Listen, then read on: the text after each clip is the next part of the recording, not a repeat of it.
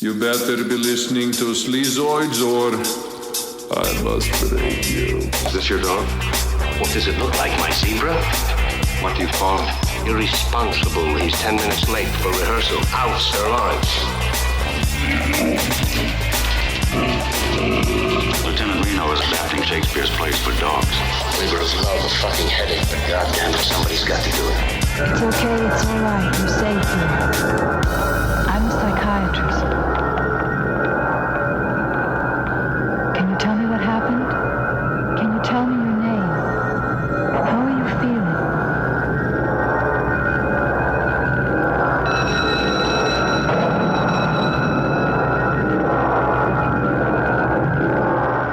Hey everyone, welcome back to another episode of Sleazoids, the podcast where we go down the rabbit hole of 20th century genre fare from the most influential canon classics to the trashiest exploitation films we can get our hands on and invite you to tag along in helping us create a canon of sleaze. Each week is a double feature grindhouse style where we discuss two films loosely related by subject, genre, actor, filmmaker, or franchise, and at the end of each episode, along with our honorary Sleazoids, which you can become by subscribing on Patreon. The patrons have made us watch a 3-hour film, but we're going to get to the bottom of the JFK conspiracy. So I think it's important work. So join the sleaze. Yes, and we decide on all the official ratings and rankings for every film that we cover. Patreon subscribers also get an on-air shout out and 2 bonus episodes every single month, which we are officially in our 5th year of bonus episodes. Technically our 6th year. We have 5 full years of bonus episodes waiting for you. It's like 130 plus, as well as 40 plus bonus transmissions where we talk about new release genre films, which we just did on all of the new January horror out there. Knock at the Cabin, Megan, things of this nature. Skinamarink, of course. So if you haven't made the jump yet, patreon.com/Sleazoids podcast. And speaking of which, we did have a lot of people who made the jump this week. So we're going to give them their shout outs real quick here. We have Sergio Lobo Navia signed up for $5 a month. We had Simon Meaton. We had Kevin Moon, Jonathan Gallardo, CAB, Michael Lane.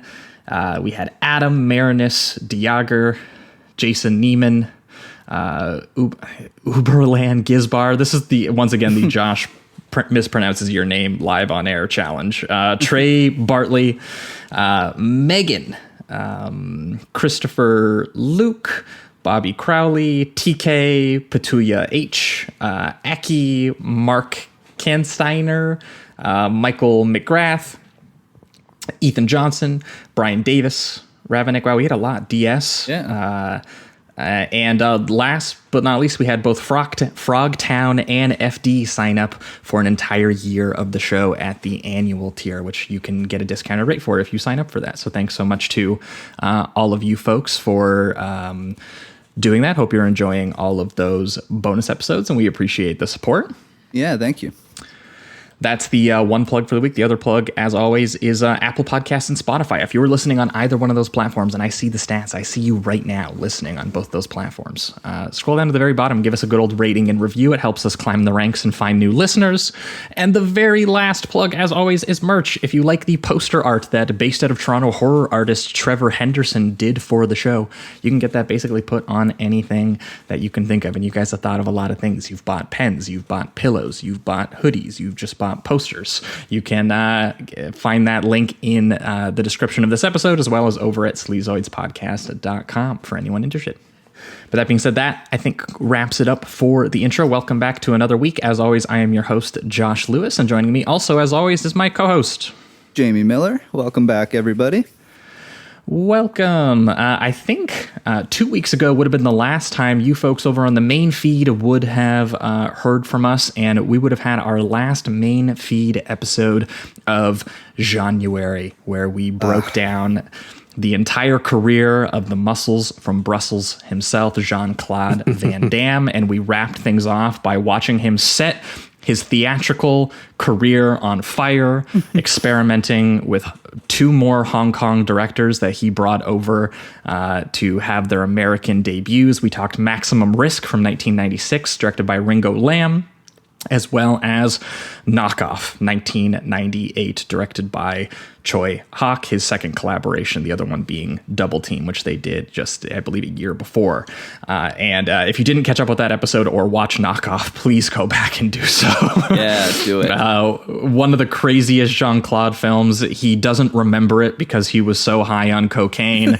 And the movie itself is very playfully basically admitting that it is itself a knockoff of an American action film, just abstracted into insanity. Sparks does the credit song for the film. It's insane. Ooh. Yeah, it's good. I'm gonna miss Van Damme just so much. I've been thinking about him, you know. Yeah, actually, we were like, you know what, we're going to miss Van Damme so much that we didn't even let January end. So last week over on the Patreon for the bonus listeners, we did an encore January episode where we broke the rules because it's the 5th anniversary of the show. And we thought, whatever, we can talk about some 2010s movies for the first time. So we broke the rules and did a movie that came out after the year 2000. And we did a double feature of Van Damme and Dolph Lundgren's direct-to-video Universal Soldier sequels. We talked about Universal Soldier Regeneration from 2009 and Universal Soldier Day of Reckoning from 2012, both directed by Peter Hyams' son, who did Time Cop and Sudden Death, named John Hyams, and both just two of the best direct-to-video action films I've ever seen that are so awesome. Gruesome. They're basically horror films, and in terms of martial arts combat on like an $8 million budget, you can't ask for better. I literally don't think there's been better. Yeah, it's unreal. And it was fun to talk about Scott Adkins too, because we never get to do that outside the bonus transmissions, I suppose. Yes, of all his new direct-to-video action films. Yes, it was very cool seeing Van Damme pass the kicking torch over to Mr. Scott Adkins in Universal Soldier Day of Reckoning. Which is basically the direct-to-video Blade Runner sequel. It's insane. Mm-hmm. But if you haven't heard that episode, patreon.com/Sleazoids podcast. That was last week's bonus episode, and that was the wrap-up to January officially. We will see our man, the Muscles from Brussels, another time, I'm sure. But that brings us into this week, where we are going to resume regularly scheduled programming, and we are very excited to do so with a very special first-time guest joining us, one we've planned to have on for quite a while, and who, alongside former guest of the pod Noah Colwyn, is the co-host and producer for one of my personal favorite podcasts, Blowback, but he's also a really incredible musician, and from what I've heard from some mutual friends, he is also quite the cinephile, and that guest is Brendan James. Brendan, how you doing, man? Hi there, fellas. Thanks for having me. Thanks for coming. I'm very excited. I'm a long-time listener, first-time sleazy person. No, we're very excited. It's very funny. We've had, obviously, Will Menaker on a couple times on the show, and we had Noah on as well. And both times that they wrapped up their episodes, they were like, wow, I had a really great time. Here's what we'd maybe talk about next time. And they both ended independently of each other. Get Brendan on the show. They were like, Brendan secretly has like the same taste as you guys, and you really need to talk to him. And I was like, okay, fine. Well, I'm the shy one. I pay them to go out and tell people that. But then people always come around, and now you hear the ringmaster behind all of them. No, we're very excited, and Brendan, as the show goes, we have the guests bring on the double feature this week, and I know we kind of went back and forth talking about a couple different that we were going to do at some point. But what was the double feature that we landed on, and why did you pair these two films together? The double feature today, folks, will be The Ninth Configuration by William Peter Blatty and The Sender. This is a double feature of psychodrama, of psycho thrills and psycho chills. One is overtly supernatural, the other only latently supernatural, and it'll be up to you, dear listeners, to decide for yourselves which is which. The power of nightmares, the power of faith, God, man, and the deep, dark corners of the human mind. If you have a squeamish stomach, nay, if you have a squeamish psyche, turn back now, because only terror lies ahead. That was Yes. good. You should come for Spooktober and do our intro or something. That was Yeah, you I would should. love to. We'll just like we're just gonna campfire hire stuff you right to there. ghostwrite all of our intros from now on. That's definitely I just jotted that down when you told me to write something, because I think my real calling would have been like one of those guys who like Goulardi, like one of those hosts on a midnight public access a program where they run old B movies. That's my real dream. You could have done it, man. No, I'm very excited because I had actually not seen either of these films, even though The Ninth Configuration had been on my mind since I first saw that poster art on at the video store when I was like a kid. I was like, what the hell is that? Can they put that in a movie? You know, like Jamie and I have talked about it a couple times. We come from Catholic backgrounds, so I was like, no. And also, what would be the context of this image? I should say I'm a fellow Catholic myself, or a fellow lapsed. Nice. Probably lapsed the day I was born, but I did grow up in a Catholic household, so the Blattyverse is a personal fascination of mine as well. I'm sure we'll get to. Yes. Absolutely. Yeah, no, I'm really stoked. Yeah, we are definitely going to be talking about some psychodramas that take place inside mental institutions and lots of visions and lots of dreams. And and I was excited for The Sender as well, just because I had never seen, other than Battlefield Earth, I had never seen a Roger Christian film. So this is going to be our first time ever mentioning Roger Christian's name on this film. And I got to say, I was surprised. The movie's not bad. If you've only ever seen Battlefield Earth, you might have the wrong impression of this guy. And I'm excited I still haven't seen it, so it was kind of interesting for me to watch this one as the first one. I'm like, yeah, it's pretty good. And then I know the next one I'll probably watch is Battlefield Earth. So the rehabilitation starts here. It starts today.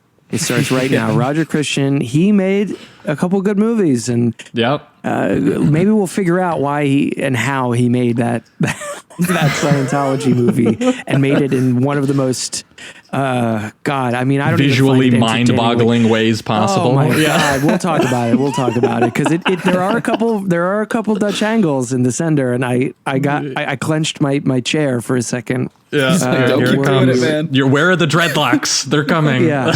Yeah, I thought the band Korn was going to show up any second as the alien race that has enslaved humanity, but it didn't happen in The Sender. That was later.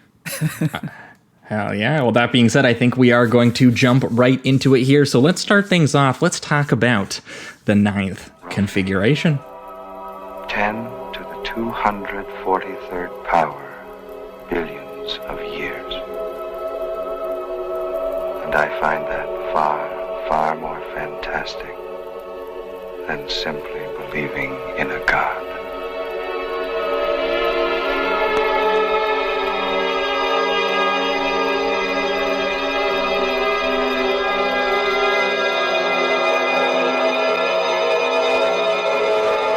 All right, we are talking The Ninth Configuration, also known as Twinkle, Twinkle, Killer Kane, the 1980 psychological drama film that, of course, being written, produced, and directed by William Peter Blatty, also has some horror and some science fiction and some satirical elements thrown on there, and is based on his own source novel of the same name and his second installment in what he called the Faith Trilogy, sandwiched in between The Exorcist and Legion, which he would later adapt into Exorcist 3 10 years later.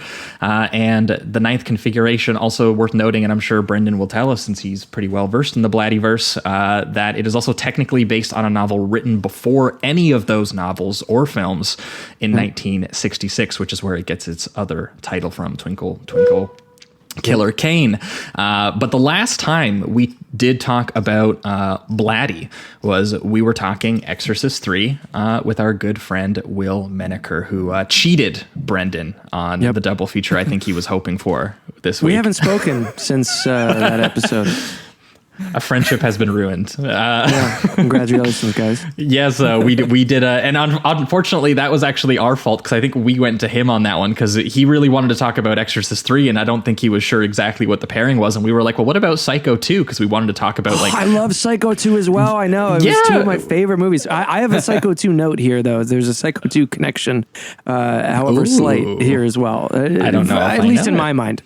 Okay. But it's worth noting on Exorcist 3, that with that film in particular, we were really impressed. And you can go back and hear us talk about Blatty for the first time. We went a little bit over his career.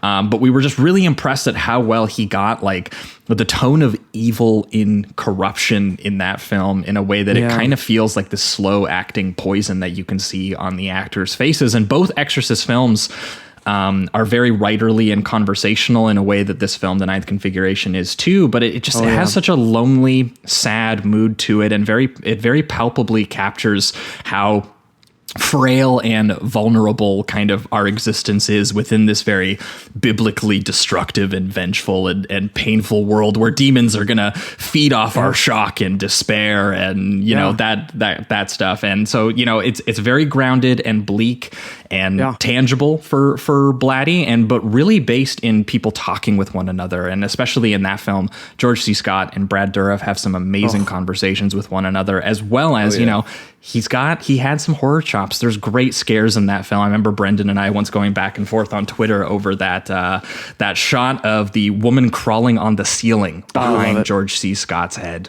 Just what an image. That became a sort of canned maneuver in later years. In recent, I think there is actually a TV show called Legion, right? Or some movie called Legion, not any relation to the Blatty thing. It's some kind of, just half-assed attempt at like a creepy demon movie.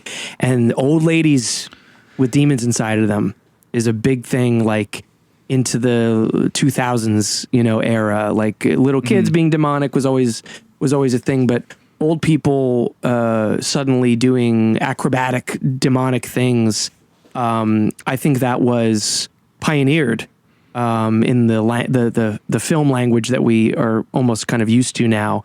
I think that was pioneered by Blatty in The Exorcist 3. Well, more people should have taken nuns taking shears at people and doing huge like slam zooms on it. Well, he was ahead of the curve in so many ways. Actually, what I find so fascinating, just as a general observation at the start, now that we've mentioned Exorcist 3, what I find fascinating about these movies and like the fact that Blatty was I don't think it's unfair to say like a reactionary level Catholic writer, but even non-horror guys, like say famous examples like G.K. Chesterton or Evelyn Waugh, whatever you want to say, they really make Catholicism look creepy. It's scary. Even in this film, in Ninth Configuration, it's not The Exorcist, but there's this eerie menace to the whole religious angle. There's something unsettling about it. And to me, I think it's reflective of their more unstated worldview. Guys like Blatty, they kind of enjoy, I think deep down, they enjoy the idea that this stuff is anachronistic and creepy. There's sort of these long-suffering martyrs in their mind. They're in the oppressive secular world. They're the last of a dying breed, and they're almost saying, look how fucked up my religion is. I think it might be a little too hardcore for you, man. Maybe if you want to believe in religion, maybe you'd be better off with some of that Unitarian stuff, or just be agnostic. Because this Catholic stuff, this is the real deal. Every day.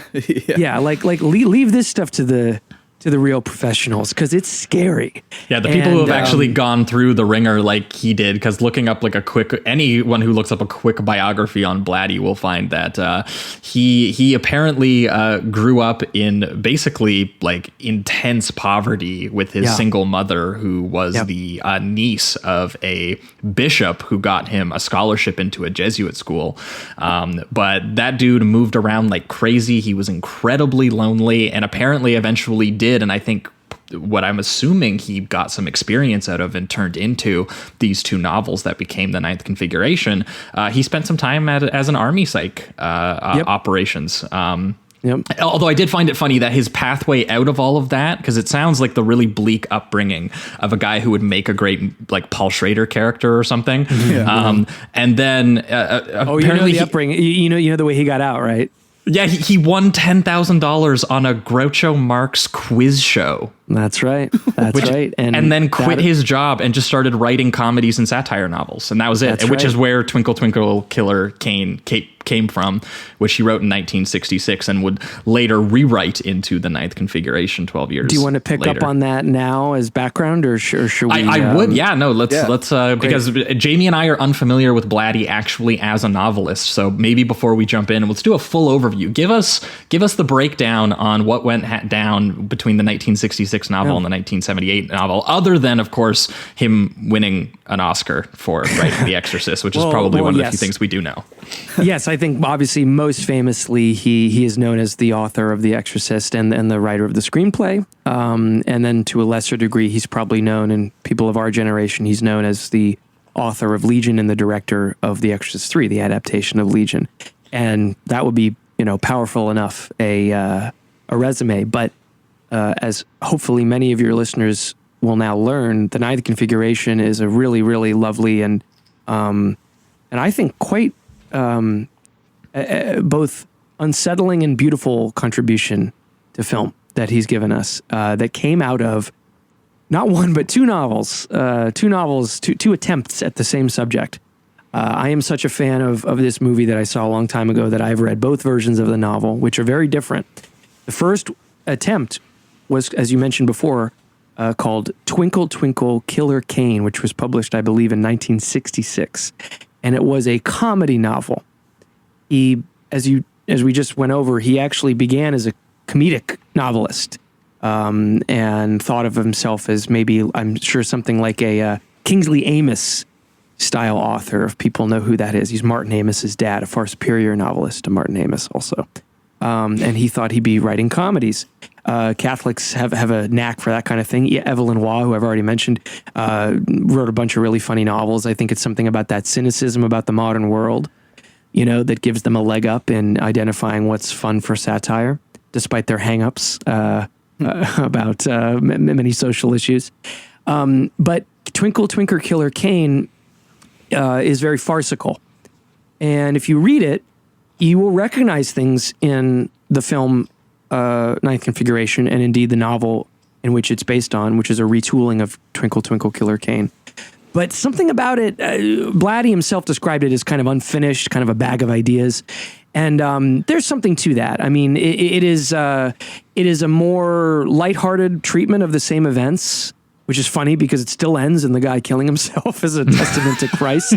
But it also has a B plot that is sort of, in a fun way almost, kind of this unfocused, weird second story happening about a general and a senator who are trying to basically plan a new war, if I recall correctly, and they're kind of bickering over the hardware and the technological aspects of modern war, and it gives an even stronger sense of like an anti-war kind of, because the Catholics, again, they have a lot of baggage, but American Catholics are known to be anti-war. The Vietnam War, there were a lot of priests at the forefront of the protest movement, and I think I'm reading Blatty right in detecting some sympathy for all of that. And so in the 60s, that was something that was a lot more present in the original version. However, it's not an amazing novel, and I think he himself recognized that and said when he started to shop it as a film, he rewrote the entire thing into what we recognize as the Ninth Configuration. And what's funny about how it became a film, considering everything we've just discussed and Blatty's general ideological makeup, is that what he called himself a bizarre happenstance, the Pepsi Cola company wanted a factory to open up in Hungary. Now, this is in the 70s, and Hungary was still a part of the communist bloc. Yep. But there was some, they should have started a new brand. Coke got around that by making Fanta. Fanta for the Nazis, exactly. Yep. Exactly. So Hungary, then there were joint productions actually between the West and the communist bloc in the third season of Blowback. Actually, in a bonus episode, we talk about the North Koreans doing joint productions with Germans and Italians, for example. And so Pepsi Cola wanted a factory to open up in Hungary, and the Hungarians, the commie Hungarians, as a part of this deal that they were open to, they just wanted a couple perks, like a production to be funded through their sort of foundering studio system in Hungary. And they said, look, well, we're happy to do some business with Pepsi, but can you bring some other stuff into the pipeline? Like, you fund a lot of stuff. I'm Mac and Me, right? That was like a Coca-Cola funded movie we all know and love. They were like, let's do a little bit of that on the other side of the so-called Iron Curtain. And so of all the films, this creepy farcical meditation on God and man and death, written by and directed by William Peter Blatty, got to shoot in an incredibly gothic Hungarian castle because of the Pepsi company. Which is funded by the Pepsi Cola company. And of all the writer-directors, it is the arch-Catholic William Peter Blatty giving business to the communist Hungarian government. So that is a incredible circumstances. It's a wonderful circumstance that it's what brought the novel. Because I think he was in talks to make this into a film, and financing went in and out for a long time. And actually, when he was supposed to do it before The Exorcist, which is how he met William Friedkin, because William Friedkin wanted to direct this before The Exorcist, but no studio was interested based on the material at all. They were like, "What the?" They were like, "What is this like weird mix of like MASH and like Catch-22, but like it's also like a horror film, or like we don't really exactly understand." And so as a result, they parted ways and ended up coming back and doing The Exorcist instead. And they revisited doing it again after the fact. But again, even rewriting it into the ninth configuration and winning an Oscar, he still had to put up half the money himself, and actually did have to mortgage one of his houses to do it. So half the money is his, Malibu and half the money is Pepsi. Well, it took the perfect political unity of communism and the Pepsi Cola company to bring this vision to life, which is something that we should all think about going forward, not only in terms of art, but in terms of what we really need to accomplish in the socioeconomic sphere. So yes, it's the novel, but both novels are good. I actually had a better time reading Twinkle Twinkle Killer Kane just because it was new. Like the ninth configuration novel, it's essentially the screenplay of the film. It's basically the movie.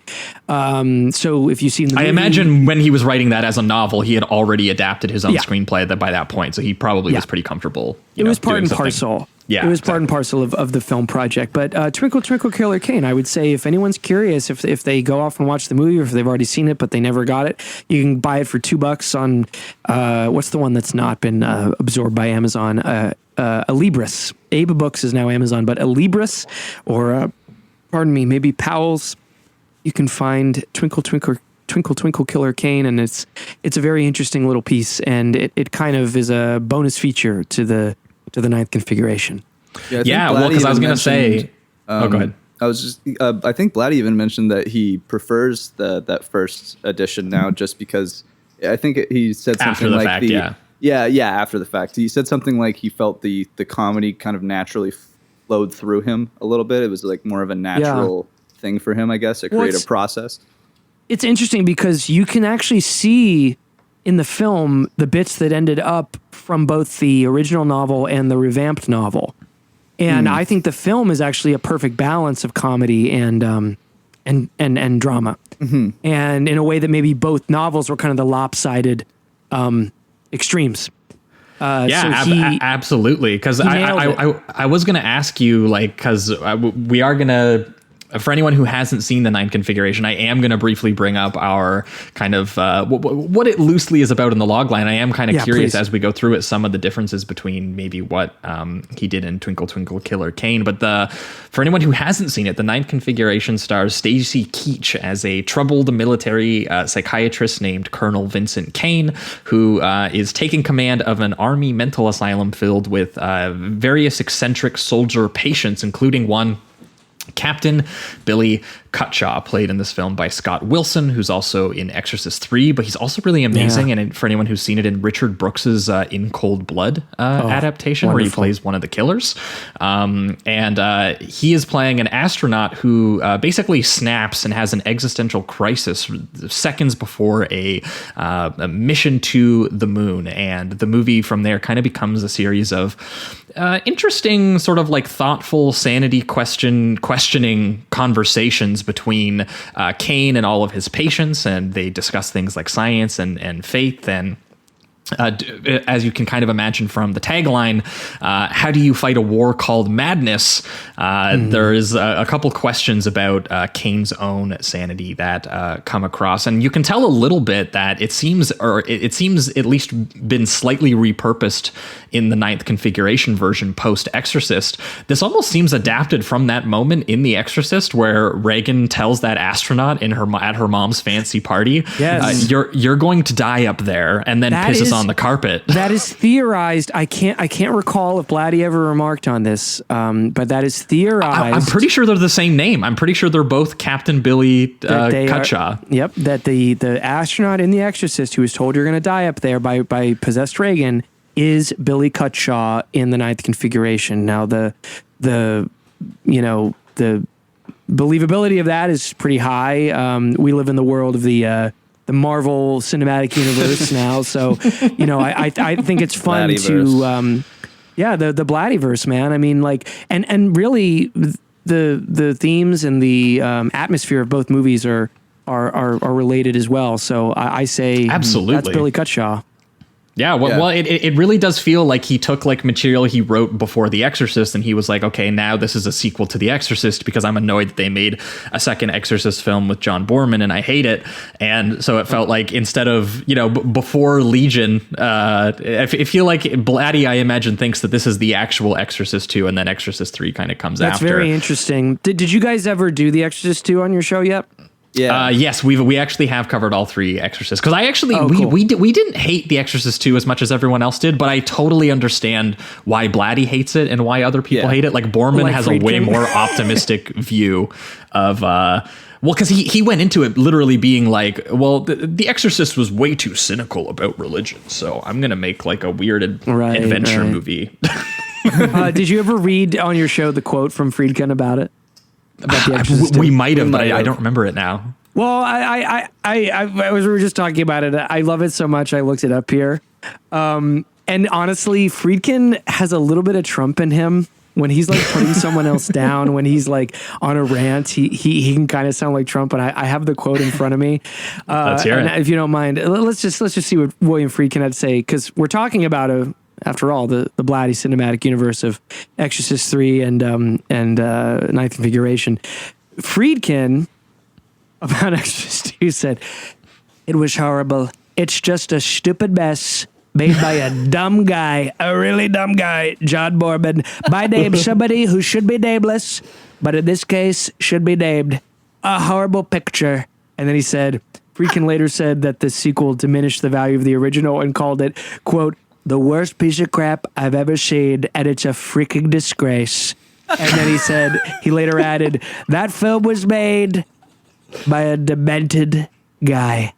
So, The Exorcist, he was going 2, off, dude. He had a lot of feelings about that. Can you blame him? Can you blame him? It's not. I agree with you. I don't hate The Exorcist 2, but like anytime someone says, "Oh, The Exorcist 3, like should I watch 2?" I'm like, no. Yeah. No, you can skip it 100%. Totally. Honestly, I would go into the Ninth Configuration instead, because it is so interesting how so many of the same sort of concepts and almost just like images that get conjured into your mind thinking of that pop up in here, because he's taken that image from that he mentioned in The Exorcist of this astronaut seeing the loneliness of space and dying up there. And then great shot of the movie. I mean, I guess if we can get into the movie, there's absolutely. There's apparently like 18 versions of this movie. Blatty kept cutting it up, and then there's like one Laserdisc release, and then there's a VHS release, and blah blah blah. But the director's cut, so called, is what's available currently on Shudder and what's available on Blu-ray, and it's Blatty's last word on it. Just a moment to talk maybe about casting. Actually, I don't want to hijack the hosting duties here, but I have a couple bits here. But apparently he originally wanted to cast Charlton Heston as the Stacy Keach character, but Heston dropped out. Can you guys guess why? What do you think? It was like too anti-religious somehow, even with Blatty? No, he would never film a picture in a communist country. Oh, okay. So Blatty, again, like, yeah, he was a Catholic, he was reactionary, but like the guy was doing some things that a lot of Hollywood heavyweights like wouldn't even do, which is film behind the Iron Curtain. Blatty also wanted Richard Pryor to be in it at one point, but the financing wasn't quite there when they were in touch. So Richard Pryor might have been in the film. Then Nicol Williamson, a Scottish actor, kind of a legendary Scottish actor, was going to be the Stacy Keach character. But there was more drama there because apparently they had him in Budapest, but at his hotel or something, he was like wilding out and like being a drama queen and a prima donna. And the Hungarians said, "Get this guy out of here." So he was out. And then Michael Moriarty was cast, was going to do the Scott Wilson part of Billy Cutshaw, but I have the Blu-ray, and in some kind of featurettes, Blatty suggests that Moriarty was so let's say out of his gourd on some substances we couldn't possibly name, that he couldn't really deliver his lines all that great. Oh boy! And he was mumbling a lot, and Blatty started to freak out, like, I don't know how I'm gonna do this. So Scott Wilson, and considering Nicol Williamson's and then Michael Moriarty's dropping out, Scott Wilson and to an even greater degree Stacy Keach were brought in really late to their production, which I think makes their performances all the more impressive. So those were two kind of, despite them being the real heart of the film, they were actually late additions to the cast. Yeah. Well, it was also cool that so many of the actors that he brought on were like people that he clearly met during the casting process of The Exorcist. Because like Jason Miller from The Exorcist is in there. Ed Flanders was at one point. I remember when we did The Exorcist, we talked about that he was considered for the same role at The Exorcist at one point. And those are my two personal favorite actors in the film, is Ed Flanders and Jason Miller. I think that they're just they're amazing. They're so good. I mean, the film has an amazing cast, but they stand out to me. Yeah, well, and it's funny too because Stacy Keach was as well. I think that was why he ended up being someone that he had on file as someone who could call in to replace at the last minute. So like this is literally just was he a Father Karras? He was a Father Karras as well. Literally all three of them were considered for Father Karras for The Exorcist. He was like, well, what if I just cast all three? A movie nothing but Father Karrases in the main roles. Father Karras is talking to one another. Yeah, bring in the Karrases. All having philosophical conversations about Christianity and God and whatever else. Yeah. Well, no, and that's what's so interesting I find about the ninth configuration is that it is basically for anyone who hasn't seen it, it is like part, sort of hysterical, satirical, sort of like asylum circus comedy of like a world gone mad within its own horrors, and it's obviously populated by all of these traumatized Vietnam vets, almost doing a little bit of the Shock Corridor or One Flew Over the Cuckoo's Nest, series of interactions between them. But it eventually, and it's a pretty long movie, it's about 2 hours, it eventually kind of bleeds into this just very guilt-ridden, very moody and hallucinatory psychodrama filled with, in typical Blatty fashion, like theological monologuing and a very sideways approach to what Christ-like martyrdom might feel like or look like from a very troubled character. And it's making this movie a very cool mix of like influences from like army satires that were popular around the time that he would have wrote it in the 60s, and then merging it with the more surreal psychological horror extremes that were kind of popping up into the 70s. So you kind of get a mix of like two different universes here. And then you also get the weird elements of the production history that mean that, they shot in a creepy castle atmosphere as if it was like, I don't know, we talked about Michael Mann's The Keep not that long ago. I kind of thought about that a little bit. There's even a couple shots that almost look exactly like it. Like the one, they end with it and I think start with it where the car is approaching the actual castle and it's right at the gate and you can see the castle in the background. It's almost the same as The Keep. And I thought that was awesome.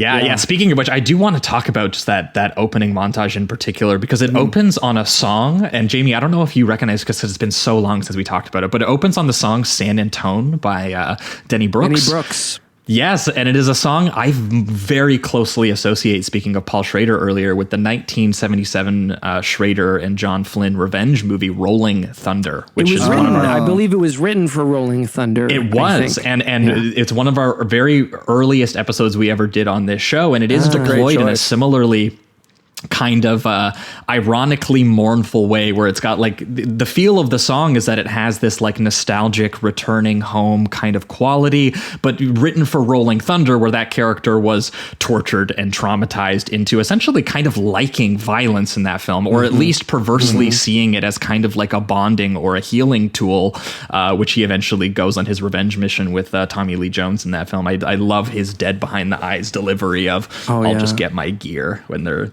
lighting up at the idea of doing murder with one another. But it's deployed in a very sort of similar way here, where it's like over top of images of this really creepy asylum that the song does not fit at all. It's very interesting. It's not in the previous versions of the film. The director's cut, so-called, is the only one with that song at the beginning. And for listeners, I guess we kind of front-loaded the intrigue about the production, but the film is, of course, about basically an asylum of apparently insane Vietnam vets who are either faking to get out of the war or genuinely insane. And the duty of Stacy Keach's character, or at least we're told Stacy Keach's character is a psychiatrist, to show up and fix them. And the film was actually shot in Hungary, as we've discussed, but the plot of the film is that it is actually a Boris Karloff style movie star's castle that has been rebuilt in California. Every brick has been moved. Maybe they don't even say this in the movie, but in the novel, this is made clear that the castle was originally Hungarian, or Central or Eastern European, and it's been airlifted over to America. Because this is the property of it. Yeah, maybe this isn't said in the movie. I can't remember actually. I don't recall this being said in the movie, but that's incredible if that's detail that's included in the book. Yeah. It's because I kind of got that feeling, at least with the fact that there's like a giant Bela Lugosi painting that's hung up. Sorry, that's what I was thinking of. Not Karloff, Lugosi. It's like Dracula. Or exactly. Like pick your old Eastern European movie star. They transferred this castle over once they got big in Hollywood. And so it's been since abandoned, and that's where these Vietnam vets are being held in an asylum. And so the intrigue and the atmosphere is very palpable. And that San Antone song by, Denny Brooks. It's literally in the film locating you in California, because you're looking at this Hungarian castle and you're like, oh, this looks like Hungary. This looks like Hungary. But it's actually supposed to be oddly transplanted.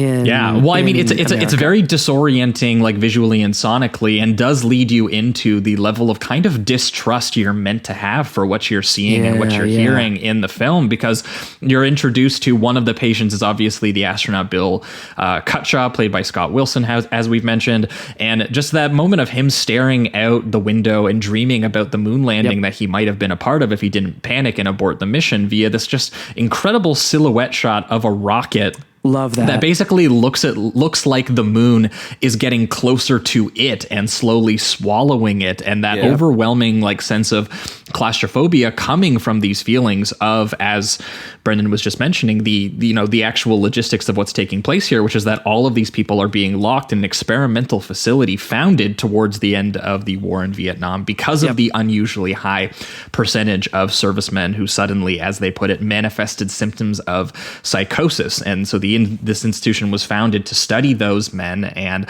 many of the people are very cynical who work there, and the staff, and just assume, well, all of these guys were faking it just to get out of combat. And there's a part where Jason Miller even brings up that sort of ironically, where he's just like, we're all like Hamlet, who was faking being crazy just to, we're all like Hamlet. I mentioned you guys when we were recording that I have the movie kind of playing in the background just to kind of, be in touch with it. Just came talking up about it. And he's in there.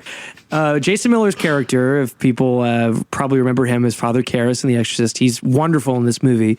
And he is the inmate who is directing Shakespearean plays acted starring out dogs. by dogs. That is a good point in favor of his being genuinely insane. And there's a whole scene that's in the novels, and it's transferred over into the film. It's one of the great comic moments where no one misses a beat. No one questions why he's doing this. No one says somebody has to do it. What are you talking? Yeah, he says somebody has to do it, and he actually proposes, of course, one of the most profound moments in the film, which is building off of his knowledge of Shakespeare and Hamlet. He's talking about what it means to pretend to be insane, the difference between pretending to be insane and to genuinely be insane, the goals one might have in pretending to be insane, and that is directly relevant not only to his plays starring the dogs, but in Billy Cutshaw and what Kane is trying to figure out about this astronaut. Is he afraid or is he genuinely insane? And what we may figure out later about Colonel Kane himself. I just wanted to add just before we move on, because we're kind of in the plot now. I also want to say Neville Brand plays Sergeant Groper, who's kind of like the taskmaster at the. He gives them their sort of drill sergeant like overture at the beginning of the film before Colonel Kane shows up. He was actually a highly decorated World War II soldier, had a Purple Heart and a Silver Star. Oh, shit.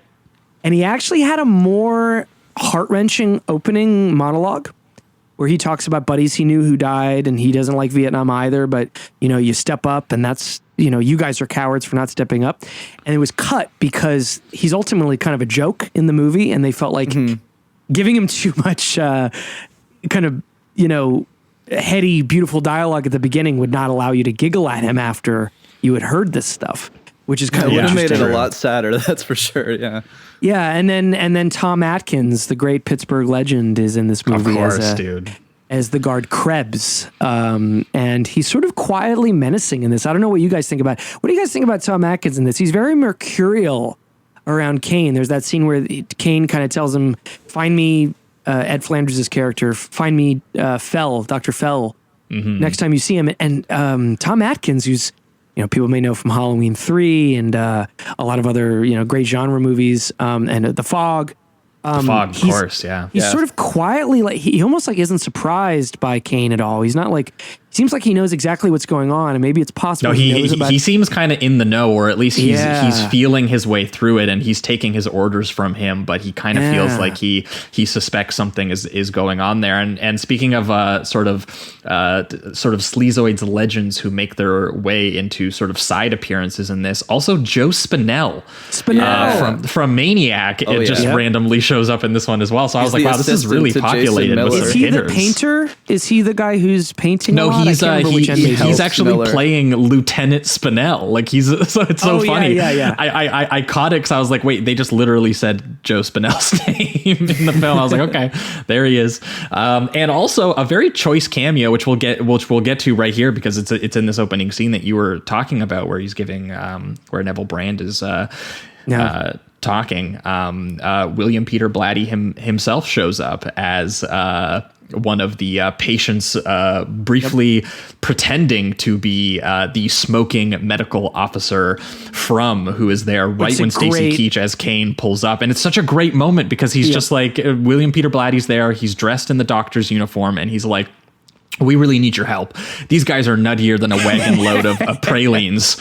And then seconds later, after saying that, he is then hauled away in this really disorienting moment where, like, that was meant to be like a grounding. I'm talking to a colleague who's going to help me with these patients. And it turns out that guy actually, isn't. And Ed Flanders assumes his place as the actual chief of medicine is basically also he shows up pantsless due to his pants being stolen by one of the patients. patient. So it's a hilariously bizarre moment where, you're just immediately off balance. You're like, who is and fucking isn't crazy? I mean, it is the old adage, the inmates are in charge of the asylum, and exactly. And it's great foreshadowing. Blatty and even is great.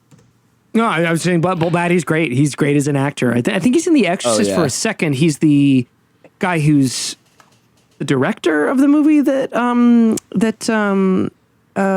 Burstyn is in a movie. I think she's an actress. Yeah, I think. But he's got this really classically. I don't actually know if he's Irish. I suppose he might be Irish or Scottish, but he's got this deep, dark, hollow face. And he looks like a very serious guy, but he's coming up with these snappy little lines of dialogue. And you think that, great, here's the doctor. Finally, someone's in charge. And he knows exactly what to say. He's probably done this before. And then Ed Flanders walks in without pants, and the guy without pants is the actual doctor. And the guy in the full uniform is actually an insane person. It's just a wonderful, wonderful fake out at the very beginning. Yeah, I love the constant sincerity that's put forward, and then it usually just the rug gets pulled out from under you. And honestly, the character of Kane as well, like that there's the doctor scene in the intro, and then we were also talking about the Hamlet scene with Jason Miller, and he's having this philosophical discussion about the faking your insanity, and then after that concludes, he basically just turns to the dog and is just like, see, I told you, this is how we're supposed to do it, and then moves on with his production. So it feels as if we still had that philosophical discussion with them, but it always seems to end or turn to a more ironic and farcical sense. And I loved every moment that happens in this movie. Well, I love all the early scenes of him just walking around, observing and listening to their antics, like seeing that dude, for example, who's just doing a blackface musical that will just show up for a few seconds, or the other dude who thinks that he can walk through walls, but he keeps horribly failing at doing so. So he's bashing the walls with a hammer to punish the atoms, as he says it, for blocking his way and blocking his abilities. And one of that guy's other split personalities is that he just will dress up like a nun and walk around doing various activities as a nun throughout the castle. And what's interesting is you get these bizarre moments that basically turn this asylum into a circus, screwball comedy of pandemonium, with patients running in and out of rooms doing crazy things that you don't. And it helps you because partially the experience is meant to be, is this guy going crazy? Is he just seeing these things, or are these characters doing the things that they're actually doing? And so you're immediately disoriented by that. But also the level of mood that he gives it is that it actually does feel like he's walking around like Dracula's Transylvanian castle. Just the amazing use of the stone gargoyle figures throughout, or a framed photo of Bela Lugosi next to the ping pong table, and this really nice widescreen look on it with a good shadows and symmetry and architecture. It's shot by the cinematographer Jerry Fisher, who also shot Highlander for Russell Mulcahy, Running on Empty for Sidney Lumet, and Mr. Klein for Joseph Losey, as well as also shooting Exorcist 3. So very gorgeous film. Do you guys remember there's one of the funny, because this is what we should say, this movie, unlike The Sender, this movie balances genuine, it's a genuinely funny comedy as well as a Catholic psychodrama. And there's so many funny parts. One of my favorite bits is when Stacy Keach's Colonel Kane, he stops by the rehearsal of the Shakespeare Dog production, and then one of the inmates shows up in a Superman outfit. And he's all prepared, and he's got the costume on. And Jason Miller turns to Kane, and he goes, "Can you explain to this guy how there was no possible way that Superman would show up in the middle of a Shakespeare play?" And the inmate goes, "It could happen the way I explained it." And it's just it's just all this little bickering between all these crazy people. And Kane is just what's amazing is it's really artfully done, because what makes it effective as a drama is that Stacy Keach is so intense. But what also makes it so effective as a comedy and a farce is because he is his intensity makes him the uber straight man. Yes, to all totally. of these inmates. So he's staring out with these cold, also manic eyes with like a locked jaw, and they're all wearing inner tubes or training dogs to be actors. And it's like, it somehow manages to switch between this heady, treatise on God and man, and also be a really, really funny comedy. Well, yeah, comedy. that particular shot that you're talking about, it's actually held in this really, really long, wide shot of those guys having that conversation. And I was sitting there wondering, like, shot too. He's holding this shot for a long time. Like, there must be a reason. And of course, it's because he's waiting for the gag where the one dude flies by on a jetpack. There's a guy with a functioning jetpack. Yeah, just and they do flies the classic, by like all the Superman doctors and some nurses that are even some of these like burly men that are dressed in nurse outfits as well that are following the doctor, and they're going back and forth from one side to the other. It's incredibly cartoonish. And can I just say, like, I don't want to sound too cranky, but to me, I don't know if you've ever had on Matt Christman, another one of my buddies from my old we have show. We talked about Gremlins 2 with Matt quite a while ago. That's perfect. He's the resident scholar of Gremlins 2. But he and I were talking about this movie. I think we watched it together a couple of years ago. Maybe it was during lockdown. We watched this. We were like, let's pop that shit on, and it was so fun. But one of the things we agreed on was, I'm sorry, Milos Forman. One Flew Over the Cuckoo's Nest. That is the middle brow, Oscar bait version, try hard version. I understand. We all know Ken Kesey wrote the novel and all that, but that is the inferior version of this film. Like what it is. I can buy that argument. A lot of people enjoy that film. I think I'm not a big fan of Milos Forman, but it is trying to do what this film achieves, which to me is that. Double-barreled attempt to both tackle this social commentary and heady themes with a farce of an insane asylum. And Blatty doesn't give a fuck in a way that Foreman always does. And I love, talk about Exorcist 3, I love Brad Dourif in that other movie. Jack Nicholson's one of my favorite actors.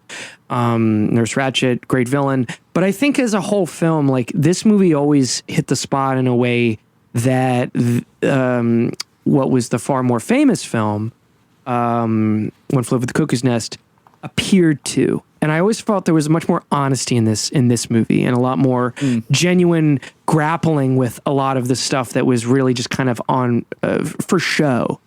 Something I really liked about I imagine Blatty has a lot of these feelings that are being expressed in this. It feels very personal. Many years after. Yeah, it was it like does 6 feel years personal. after. Yeah. And Kane, anyway. what I like about Kane too is that he, like the way, and there might be something where he's, he is subconsciously perhaps wrestling with something inside him, which we'll get to. But he takes all of these patients' concerns seriously, no matter how animated they're getting or how wild their story might be. He really does sit there with, his very straight face and just kind of take it in and try his best to talk to them on a deep and kind of sincere level and a caring level. And I think he puts on a Nazi uniform in order to give them their Great Escape fantasy. Right. Yeah, exactly. Which is also another great moment, though, that's disorienting because he just wakes up in a Nazi uniform and you're like, wait, hold on. Have we literally gone into the keep? Like, is this a different movie all of a sudden? And then it's like, then they reveal after through conversation that it's a psychodrama play exercise where they're going to make the patients honestly, the Allied prisoners. Yeah. That is in the novel, but I just want to say also, maybe it's coincidence, but I don't think it's irrelevant that the uniformed American military men are wearing a Nazi uniform in this movie. Totally. Like I think there is, whether Blatty even meant to or not, there is a bleed through of, we see some gory, awful stuff in the memories of Kane, that are really the heart of what this movie is about. And in his attempt at therapy, he's dressing up as a Nazi. I think the only other film I can think of, mainstream film I could think of that made that even more direct comparison is Cross of Iron. With James Coburn, where it's like Peckinpah saying, Peckinpah was a a loop-de-loo in a lot of ways. But one thing he knew he didn't like was war. And he thought the Vietnam War was like the Nazis. He thought this was like basically the same project as Nazi extermination of the Eastern Front. And so that's why he made that movie about it, where you kind of are made to feel like, oh, this is not about the Germans. This is about us. This is about America in whenever Cross of Iron was made. I don't exactly recall, probably the 70s, right? But in the same way, it's not a total coincidence, I bet, that this is what Kane has all the officers put on as standing members of the American military. Yeah. And then as these things kind of pile on too, like the images themselves get just as kind of like chaotic, because eventually once that little subplot of the Great Escape happening as part of the therapy kind of disappears, at least from the general plot line, you're still seeing these officers just show up in meetings in the Nazi uniform, and they don't even pay attention to it or acknowledge it. So it just becomes kind of a pretty. I love how it all stacks and starts turning into gags, because like it when he does finally meet like Cutshaw the astronaut, for example, who they give him to as like a special patient, because they find him particularly special case because he wasn't ever going to be put into combat. So that to them makes him strange, because all these other guys have an excuse to be acting crazy. The guy who's instead of, getting blown up in war, the dude who's directing plays starring dogs, that kind of makes sense to them, that a sane person might choose to do that. For this guy, they are just like, what happened to this guy who just aborted this mission and decided that, he wasn't going to go up. And that first conversation where he has with him, where it is just a series of ridiculous, and it's a great performance from Keach and from Wilson going back and forth, where you just do get great little one-off lines in there, like, why don't you make your couch out of nails so we can see the blood that's pouring out as you like give me therapy? Or I think the end of the world just came out of the bag of Fritos in my pocket, which turns into a gag where every time he stands up or sits down, you can hear the bag of Fritos breaking in his pocket. Or even bizarre animal lines like, why do camels have humps but cobras not? Talk about Groucho Marx, and Blatty getting his start from that. There's a scene where Keach is talking to Wilson. And Wilson's already, obviously, whether he's pretending or not, he's going off the walls. And Keach, he cuts to him, and he's all very staid and very buttoned up. And then it cuts back, and Ed Flanders is in the room as the he's just observing, watching these two guys go at each other. And then it cuts back to Cutshaw and Fell, and Cutshaw is just in Fell's arms. He's like a Looney Tunes cartoon. He's like jumped into his arms and he's being held like a baby, but you didn't see it happen. It's like a Bugs Bunny moment to him. It's a total like this is farcical. This is a comedy, and the idea that the movie we're talking about and that scene later leads to, what we can probably get to soon, not to spoil everything for everybody, like this deep-seated exploration of what sacrifice and Jesus and God are about. It really is a unique movie. And I just want to say also, there's people should watch the film, of course, but it might be confusing when you watch the film. Cutshaw he has debates about God with Colonel Kane, and he keeps calling God Foot. And it's never explained in the film, but in the novel, this is explained. And actually in a deleted scene, this is explained. He goes on a rant about feet and how he hates them. Cutshaw does. And then he eventually calls God a giant, all-powerful foot. And that's all he does. He's just a foot that squashes, That is funny. I actually did have it in my notes as just because without that scene, it is just another sort of like quirky detail of the patients that he just refers to God as a foot among his other details. Like where he tells the NSA official that not to order a swordfish while making it seem like he's like cut his throat with a bag of ketchup and is refusing to go to the moon because it is naughty, impolite, uncouth, and bad for his skin. Yeah, bad for his skin. I love that. That actually makes Fell even crack up like in the room. Yeah. I mean, Ed Flanders cracking up and he's in The Exorcist 3 as well as the best friend of George C. Scott's character, and he serves the same role in both movies. Really, he's like this knowing, wise, and sort of mischievous guy who has seen too much and doesn't really know what to do with it. And because he's in this position of, in the Exorcist 3's case, spiritual authority, and in the case of Ninth Configuration, medical, psychological authority. And I just want to say also the Great Escape plot, talking about differences between Twinkle Twinkle Killer Kane and the Ninth Configuration. In the Twinkle Twinkle Killer Kane, they actually follow the guys who are digging into the earth and trying to get out of the castle's grounds.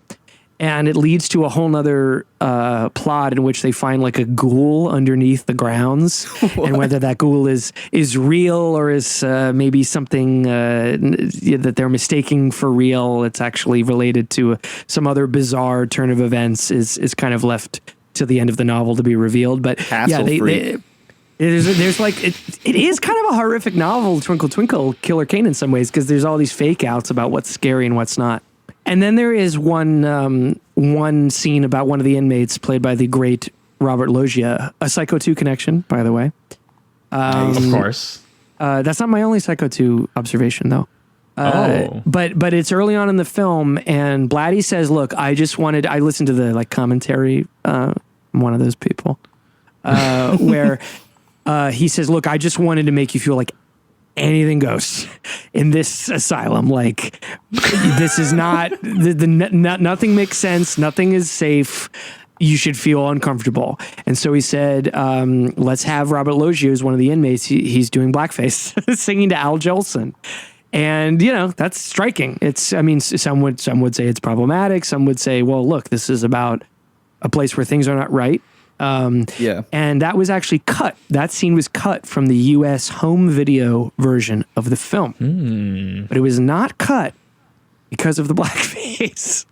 Oh, really? It was cut because the studio or whatever distribution network that put it out didn't want to pay for the Al Jolson song. That's so funny. That's such a funny reason too. Like you'd read that on trivia. It'd be like, oh, okay, yeah, they were playing it safe. It's like, no, they didn't get the blackface in 1997 or whatever. They don't want to pay $200 to get the Al Jolson song. So. That's so funny. But Robert Loggia is great. I think he's probably the guy in the jetpack because he's later in the astronaut outfit, I think. In front of all the paintings, and also just running into the paintings and knocking them over, like Three Stooges stuff. It is funny how much incredible detail like that they'll throw in there. Like they'll just have a line: "The man on the moon is trying to fuck my sister," and that line they'll just throw something like that in. But then you will get Keach very soft spoken and tearfully remarking, just he'll just start going off like, "What if we're all just fish out of water?" And sickness and cancer and children and earthquakes and war and death is just death. And if these things are part of our natural environment, why do we think of them as evil? Why do they horrify us so? It's so crazy the kind of whiplash you will get from this film. Yep. But what's so crazy is that in the early goings, it feels like that. And as it starts to build, especially in the editing rhythms of it, it really just does actually start to, because I think that's where some people come at it from a critical angle, is they go, oh, well, the sort of wackier, bizarre, problematic stuff is just kind of, it's just like dressing. He's just being edgy or something. But there is a quality to it where they do start to merge with the actual sort of waking dream reality of Keach's character, who is starting to go crazy walking inside this castle in all the stormy shadows and hearing the voices and having these little waking nightmares, which then, character actors with striking faces like Tom Atkins or Joe Spinell will just run into. I think Joe Spinell, I actually realized here in my notes, is the dude who's playing the casting director of the dogs and going through all the breed of dogs for specific roles with Jason Miller, which is, there's an extended scene of those two talking about which dogs would be better for which characters, and obviously which genders for the dogs as well. But they do eventually allude to the fact that Kane might be feeling a little uneasy because he is the brother of a murderous Marine named Killer Kane, who went crazy and killed about a few dozen of his men, as well as innocent civilians over in Vietnam, including a small Vietnamese boy who we see in a flashback that he decapitated with a wire, which is a obviously brutal image the dialogue too, where he says, he's like, I decapitated him and he just kept talking. I was just like, oh my God, that's an image. It's absolutely brutal. And the way it's portrayed too, it's like deep in the, like the rainforest, it's storming out. He's holding the head at a certain point. At first it's just him and his arms like holding the head, but you can't see it. And it kind of does a zoom out from up top and you see everything and a soldier discovers him. It's a brutal sequence. Yeah. I mean, I think that's the horror that's in this movie. Mm-hmm. You know, it's not a straight horror movie like Exorcist 3, which is Blatty's only other directed film. But you see so much of Exorcist 3 in those moments, you know, just he's got a very stark kind of like clinical and very effective mode of direction. You know, what I love about Exorcist 3 that's also in this is, you know, he just does these really sharp cuts. You know, there's this moment of Exorcist 3 where that also disorient space and like bridge multiple places together, so it feels like all of a sudden you have been transported to another dimension or another side of the city where something horrible is happening and you're witnessing. And the way that he just tangibly recreates the idea of like you are walking within a vision or you are in a dreaming reality of some kind, like his editing patterns definitely pick up on that. So that's the one side of the sort of terror that's in this, and the other side is more just like the existential lonely conversations that they have with one another, because a lot of this film is centered around Keach and Wilson sitting down and him trying to get to the bottom of why he abandoned his moon mission. That's the heart of the film. That's the heart of the film. Yeah. And it's interesting because The Exorcist 3 is based on a book called Legion, and I've read Legion. It's great. I think the film is better because in Legion, you know, it's a novel. It's different. There's a good argument someone once made that novels aren't best adapted into movies. They're best adapted into TV. I like movies better than TV, but I think there's something to the idea that there's that there is a utility in longer runtimes that allow a novel to be fully, you know, taken up. But in Exorcist 3, I think that one of the weaker points of the book is just that Kinderman, which is George C. Scott's character in the movie, he has a lot of inner monologuing, and it's a lot about God and philosophy and faith, and it's like, I got it. Problem of evil. You know, what's going on? Why is crime? Why do people kill each other? Why is there this serial killer? What did Augustine say about it? Why do people suffer? I get it. It's complicated. It's much more effectively rendered through the film than it is through the novel. And I like the novel. There's actually some stuff I wish he had included in the film, but in the film it's a lot of monologuing. And so in the best way, in a better way, Ninth Configuration is the heart of it is this, and the payoff of the ending is about whether you and I three agree about Catholicism or God. The struggle is about getting Scott Wilson's character, Billy Cutshaw, to accept God, really. And Stacy Keach, his character, Colonel Kane, a flawed messenger, is in charge of doing that. And he, you know, that's what's so brilliant about the film and about the idea is that this guy is basically irredeemable. So how is this going to end up? I'm talking about Stacy Keach's character. And we'll get to that in a second probably. But like, also I just want to say, as far as the dreamlike atmosphere of Exorcist 3, there's a bizarre deleted scene in this where Colonel Kane is on his way, in the very early part of the movie, he's on his way to the castle, sleeping in the car. And I guess he dreams or is in touch with these three crucified angels. It's somewhat like the dream sequence in Exorcist 3 where Kinderman... Yeah, he doesn't have the full dream, but we do see the image of the three crosses briefly, and you hear someone screaming, Vincent. That is footage from a whole kind of dialogue among these angels who are crucified. It's kind of interesting. Blatty is kind of fast and loose with like Christian imagery as much as he's a traditional Catholic. Like angels aren't crucified, you know, that's not really part of Catholicism, but like he uses these different images to great effect. And they are kind of casually yucking it up. It's like these three guys are in this void, you know, it's like this steamy, otherworldly void all on crosses, and they're talking casually about the castle and these inmates and what Colonel Kane is in for. And it reminded me of that scene where Kinderman / George C. Scott is walking through the Grand Central Station of Angels and sees Ed Flanders in that movie with his neck stitched up because he's already been killed. And so there's again more of that similar universe, more of that.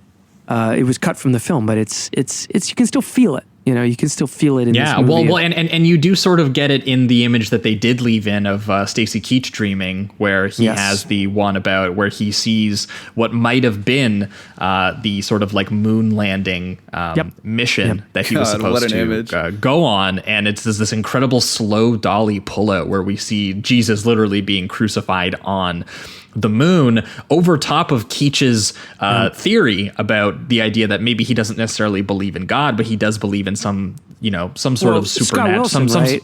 Like Cutshaw's theory. Yeah. Not Stacy Keach's theory, because Stacy Keach is like a Catholic, right?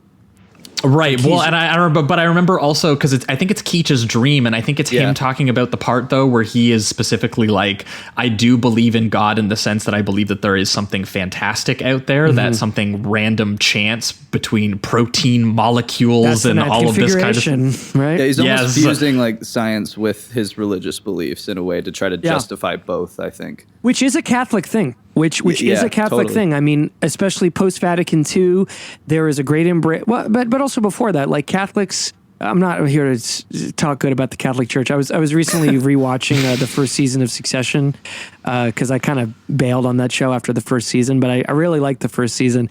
And there's a great scene where Brian Cox is the patriarch of the family. They've been at a wedding, and he's like, "Shame it wasn't Catholic, but there you go." Fucking all those kids hurt the brand.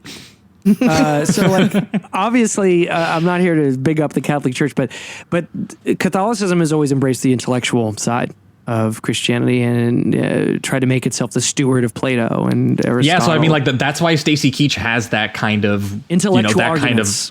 Absolutely, because Wilson is coming up to him and he's basically just like, I don't know, the way I look at you, you're just like P.T. Barnum, this guy who just like slaughtered lambs with panthers as a sideshow for entertainment, and the animals are innocent, and why should they suffer? Like all of you Christian dudes or all you Catholics are just, you're just masochists in that kind of way. And Stacy Keach is there to deliver the exact moments of just like, well, why should man? There is some sort of nobility in suffering, or in at least sacrifice, and he brings up some good points. Fellow man. I mean, he brings up some good points. That's what's so great about the movie is like, this is not. I'm sure we all went through that high school era where we read Richard Dawkins and it was like, of course, how could anyone? Hey, Christopher Hitchens, and look, the original epic student gets owned. That's right. Yes, that's right. We cherish those memories. Cherish that. But honestly, what you tend to grow out of from that, if you don't become a believer, which I certainly am not, but there's a lot of genuine thought that went into this stuff. And what I like about Blatty is that the movie does give you the best example of a Catholic, which is I'm constantly doubting. And my faith is fueled by doubt, which is probably an unhealthy place to be as a person. But like as a piece of drama or as a piece of dialogue or like a screenplay, it's wonderful because you have these characters representing archetypes in the best way possible. And Colonel Kane is a terrible person at the end of the day, and he doesn't know that yet. I'm sure your listeners are about to hear who he is, but he's giving some pretty decent rebuttals to what I think a lot of our secular generation would say. And like it's a lot of Wilson talking about the open wound slaughterhouse of existence, and then you have Keach chiming in, well, maybe he can't interfere because it would spoil his plan, some evolution of man so unthinkably beautiful that it is worth all the pain and suffering of every single thing that's ever lived. Do I believe that personally? No, but if you believe in God, I always thought it was funny, like if you believe in God, like why would you think he gives 1 second of a fig about your life? Like if you really believe in that, you have to accept the idea that all of this is nothing compared to what's planned. Again, that's not my perspective, but that is, but if you're going to engage on that level, I think Keach's character is is offering some interesting ideas that Blatty genuinely believes, I'm sure, but he puts smart arguments in Scott Wilson's mouth too. Like most of the movie, and that's what Scott makes Wilson. it so interesting is because he goes like, look, Keach is saying self-sacrifice and love are proof of some form of divinity, and he says a soldier will throw himself on top of a live grenade, another man will commit suicide to prevent some sort of infectious disease from killing other people, and you just have Wilson just being like, well, name a personal example of someone doing that. Have you seen that? Have you seen an act of divinity? And you know, and it is a moment where he has to kind of shut himself down and be like, I don't really have, I don't have a personal example, but as we'll get into, maybe this film itself is the personal example. So let's get to the sleaze. Let's get to the sleazy part of this film. It's the climax of the film before we move on to the sender, right? So let's get to the sleaze, because this movie is very contemplative and very, very highbrow. It's almost like a PG Wodehouse, farce. Yeah. It's had a great mood, even though it's spelled out incredibly obviously. You literally have a part where is it Jason Miller who gets the line? He's like Gregory Peck in Spellbound. Yeah. He's come over to take over the hospital, but he's crazy himself. Yep. It knows what it's doing. Lots of psychiatrists are deeply disturbed. You're just like, okay, here it comes. It's one of my favorite things about just to do another cross reference to Sopranos. I was on a show about Sopranos last year, and it was funny because it made me think about this again. Sopranos, like all good shows, it treats doctors very suspect. Like doctors in The Sopranos, including Melfi the psychiatrist, in relation to psychology in this film, she's not great. Like you think she's in charge, you think she's like, the authority figure, but they're kind of winging it, and they're also kind of pricks, doctors, especially American doctors who are paid $1 bajillion. And so in this film, it's like the authority doesn't end up really coming from him being fixed by doctors. Blatty is obviously with his own agenda. He wants to show something else happen that saves these people, that saves Kane in a certain way, and that saves Cutshaw in a more earthly way. And so when Cutshaw cuts loose, escapes, he goes to a bar, and he starts to get drunk. Well, also, actually, very briefly before we hit that, we do have to hit into Keach finding out, or at least very temporarily, yes, the real that reveal. He is Killer Kane, because it happens just before, but it's basically the two sequences are like really tied together, so it makes sense to talk about both. Totally. But like essentially a new patient arrives who calls him Killer Kane, and he's stunned and he's looking at him really like he's horrified to see him, and we get this flashback to the Vietnam where we were talking about where the scene that Jamie was talking about, where he is holding the head of the Vietnamese boy who's been decapitated, who he also briefly hallucinates during a church service sequence as well. Funny thing there, not to interrupt too much, but apparently Blatty had a whole plan for an opening scene in Vietnam with a Vietnamese soldier or a Vietnamese woman tossing a grenade toward one of the inmates, thus generating his war, his PTSD flashback, right? And he asked the casting agency to send him Vietnamese actors, and it was one boy. It was a small boy. And he was studying at the Karl Marx University of Economics, which at the time was one of the universities in Budapest.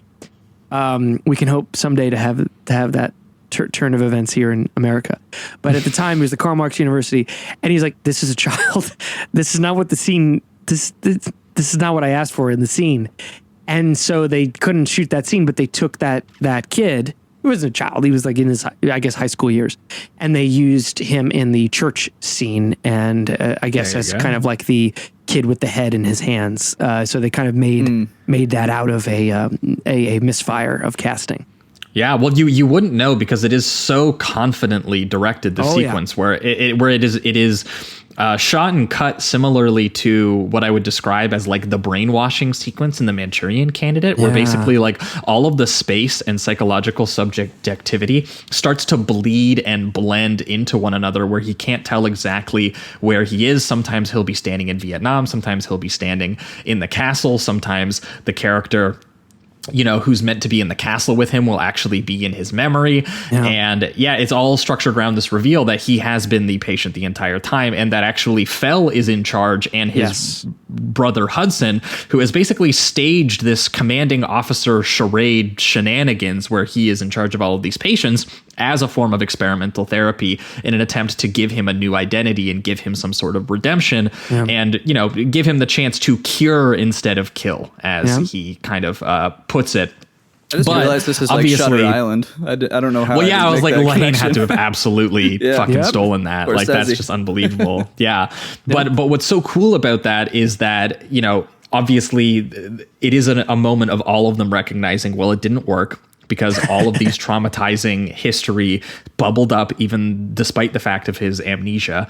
And so he is then further awoken violently by the situation that Brendan was about to talk about, the sleaziest part of the film, where he goes to a local neon pink lit punk bar where Cutshaw has fled to, having escaped into the night, despite the fact, I might add, that Colonel Kane did not want him going out into the night. I love that interaction when he shows up at his office and ready for like a beach day. And he's wearing just like flippers. So he's like, take me to the beach. And you just have Stacy Keach is like, it's night, it's raining. And he's like, I see you're determined to start an argument already. I love that he also slams down one of those parts of the castle for a sand castle on his desk as well. And I'm just like, where'd you get sand, bro? I made you a mud pie. He goes, I made you a mud pie. It's so good. Cutshaw escapes into a seedy bar nearby, and you know he's in a bad place because he runs into Richard Lynch. Yes. The B movie standard. And Richard Lynch is actually the kind of flunky of an even bigger, badder biker guy. And what I love about this scene is that, correct me if I'm wrong, I want to hear what you guys think about this, but it is a wonderful scene. I mean, it's great bar brawl because basically Colonel Kane, or what we thought was Colonel Kane, shows up to defend Cutshaw from being bullied. I was definitely stunned that Blatty had even thought to shoot an actual bar fight, and that it was like a pretty decent little action scene all together with him breaking arms, breaking glass, like ripping rib cages, karate chopping people in the necks. Like, I was like, it's very unexpected, and it kind of comes out of nowhere, even though it is cued into, you know, his violent history of being a Marine. And you know what? As I play, is this playing on my TV right now? That's where we are in the discussion. It's playing right now. But the color and the destruction, like it's all really well done. The thing that weirded me out about this scene was like the weird queer coding of like the Nazi punks. There we are. That's what I was going to bring up. So like, I think for me, when I first saw this, I was like, okay, Blatty is probably anti-Vietnam War. He's probably, you know, and in this film, he's clearly rooting for the vulnerable Cutshaw. But these bikers are like this weird mishmash of fascists and queer or gay subculture. And I think that is the Catholic interpretation of what is going wrong in America.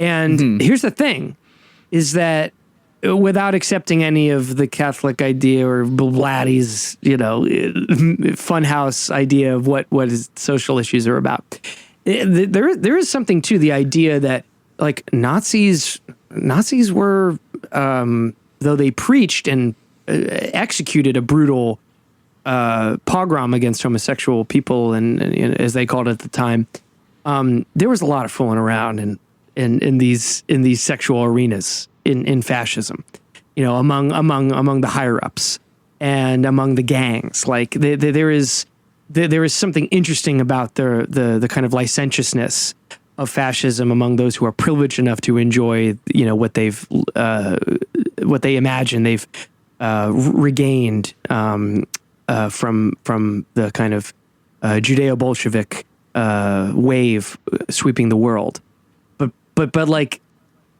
So there's something to the idea that there's like a licentiousness and sexual experimentation in fascist gangs, but you can really see like this is, and I don't care. This is interesting. This is this guy's vision. You know, this is his movie.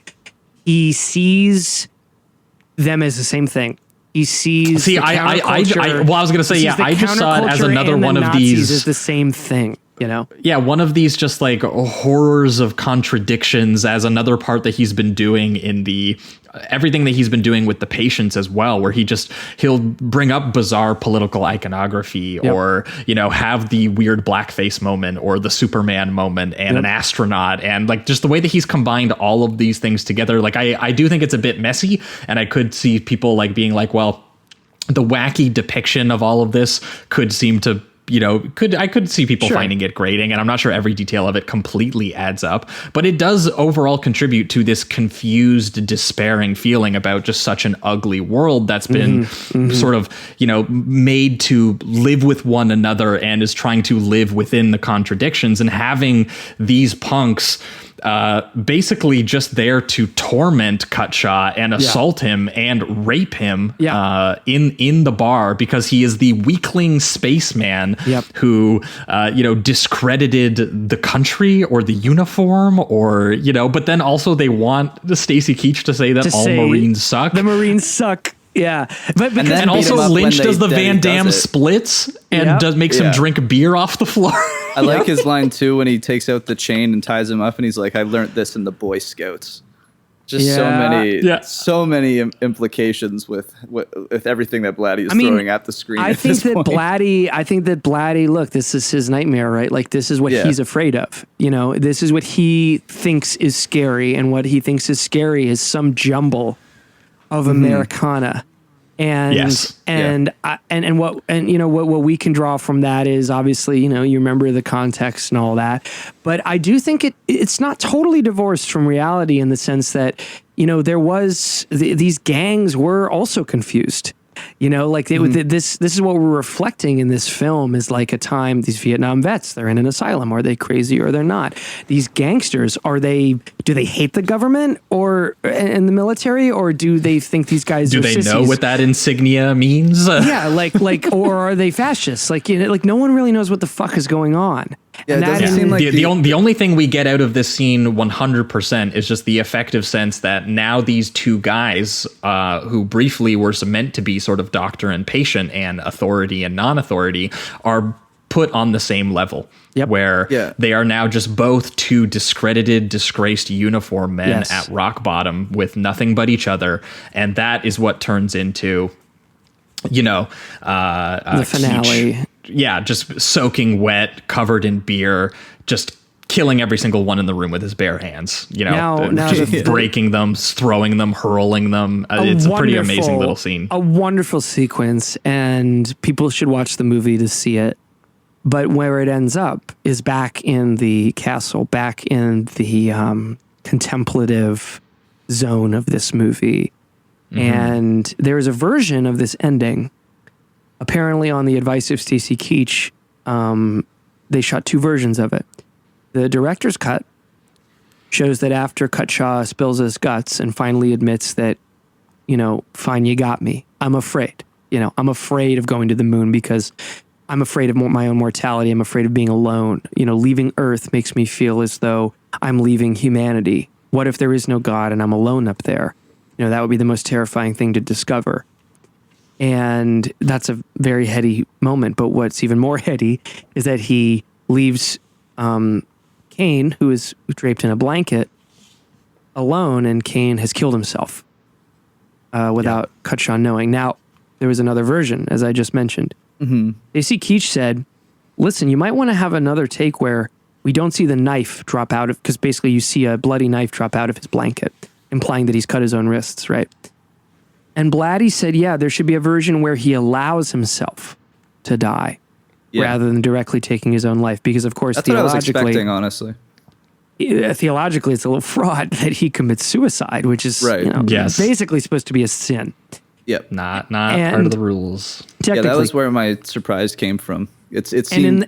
Go ahead. And even in the scene that follows, the final scene of the film where Cutshaw comes back to the castle many years later, he reads the letter that Kane wrote him before he died.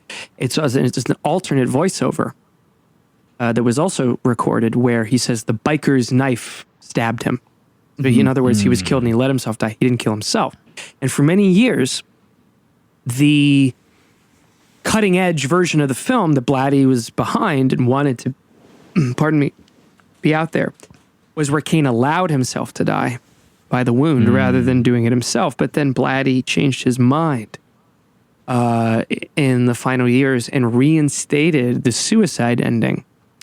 And so that is what you see if you look it up, if you get the Blu-ray or if you watch it on Shudder, is that Keach's character has killed himself in order to prove to Cutshaw what the grace of God will allow a man to do for his fellow man, essentially. And now the theology will probably be too fraught. That is interesting because part of me wonders if it was just going and doing all of the violence to the bikers would be enough to be like, he did that exclusively for what I thought it was like another, like another person, and really prove to him that he, wasn't incredibly lonely and that he could prove on a personal level that someone else would put their body on the line for them others. The same way he would dive on a grenade. Yeah, that's true. He's still killing other people. And I think what Blatty recognized was, even if you got the theological diciness of how he's killing himself, which is a stupid sin. Let's be honest. That's a dumb sin.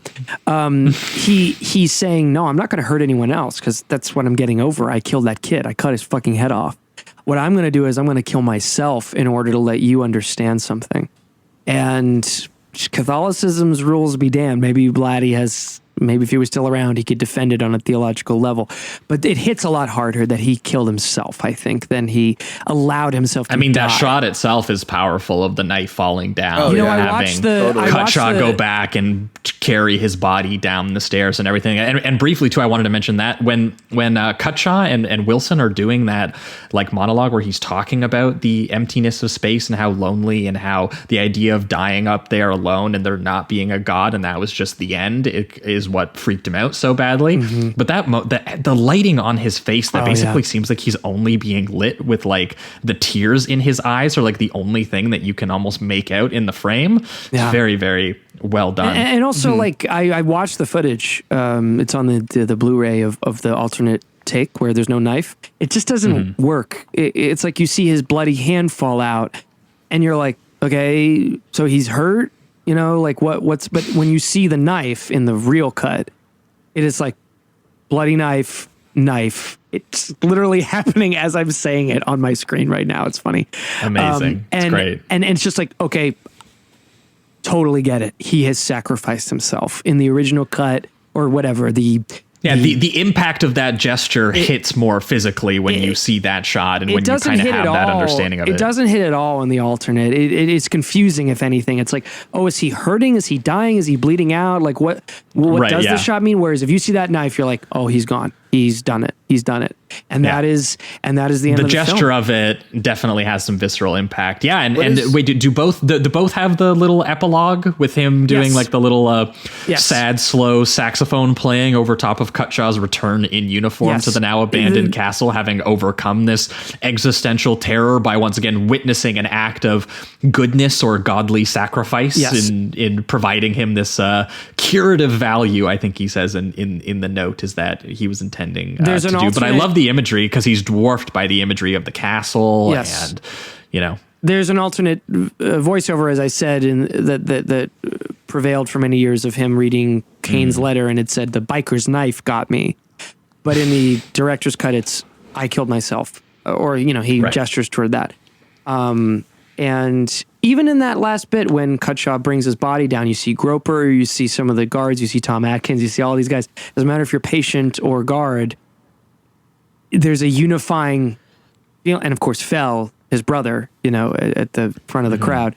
There's this feeling of unification around the sacrifice of one guy, and that's pretty powerful, actually. And then you cut many years or some years later, where the sacrifice of Colonel Kane did make an impact on Cutshaw, and he has shaped up, and he's back serving his country, going to the moon, one presumes. So it's very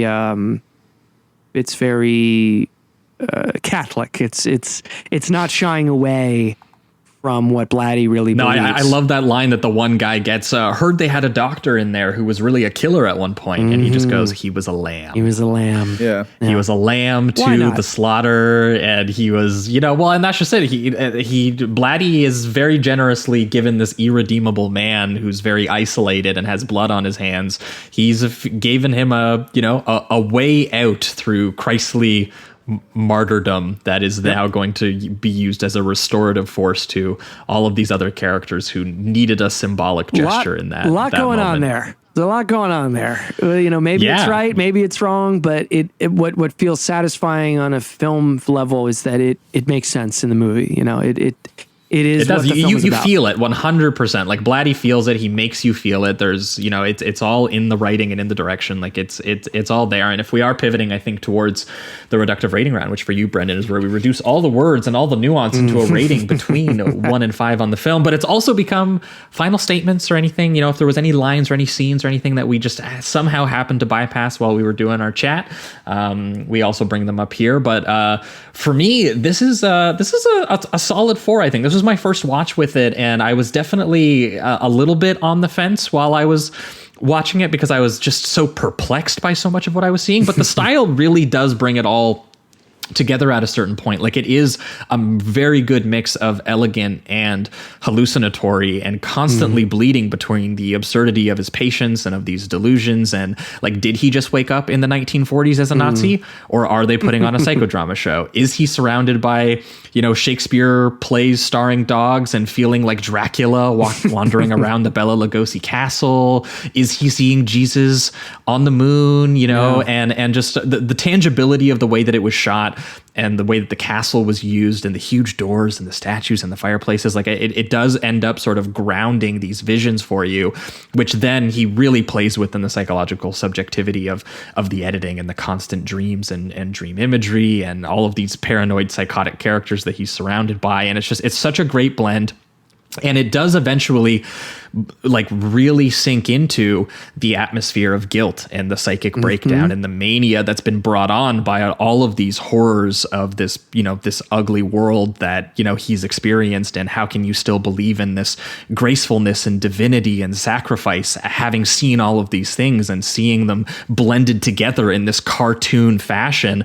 And it's so cool that because of the way that the twist works, it brings all of that together as like part of this is a form of charade and staging of therapy for Blatty. It kind of feels like, as much as it is for Keach, and it might, I think, for people be a little bit messy, and it might be a little bit, in the details. Once again, it might not completely add up exactly how he is using blackface and gay Nazis in the bars and how all of that kind of, but it does contribute to an atmosphere of bleakness and ugliness and contradictions that are bubbling over. And for me, it was a cool mix of shock corridor, satirical asylum comedy, and genuinely guilt-ridden psychodrama with theological monologues and everything like that. So I had a really great time with it. And the only thing in my notes that we didn't bring up, because we did go long and we hit most of the things I wanted to hit, was a really great line. Kafka talking to a bedbug is something that Wilson says that he sees in one of the ink blots, which just seemed like a very Blatty moment and just contributed to the kind of personal feeling that it has. And very, very briefly, so cool for that Blatty just wrote one of the best horror films ever, then wrote and directed two incredibly ambitious and personal and intensely moody and directed bangers. And then he just kind of pieced out, like it's pretty nuts he that showed happened. up on George Washington U's campus protesting pro-abortion speakers. This is what he did. Oh, of course. Yeah. Well, I mean, as a character says in this, show me a Catholic and I'll show you a junkie. Absolutely. Can't stop. Absolutely. He had to go back. He's a junkie. Obsessed with the suffering. Yeah. Yes, for you, Jamie. I'm right there with you. This is my second time I watched it. I will say the first time was a confusing sit down. I really enjoyed it. I mean, the performances are amazing. Blatty has such a great eye. Like the opening where it's just the intensely thick fog, just overlapping the castle, and he has so many different shots of it. It's like something straight out of almost like a fantasy film, or definitely a horror film. I mean, we've discussed Dracula and all that, but there's something like otherworldly about it that's very cool. Yes, I mean, everyone's great in this. Scott Wilson, though, just blew me away. Yeah. Like he's constantly doing this balance between, like, he's having an existential crisis, but at the same time, there's a lot of humor involved that he balances well. I think that'd be very difficult to do. I mean, he's practically cracking jokes with tears running out of his eyes at the same time. It's an incredible performance. And yeah, like, Blatty is great with the writing. I love all of the philosophical discussions about sanity and insanity and how one could use that for their advantage. The idea of suffering and Catholicism and science.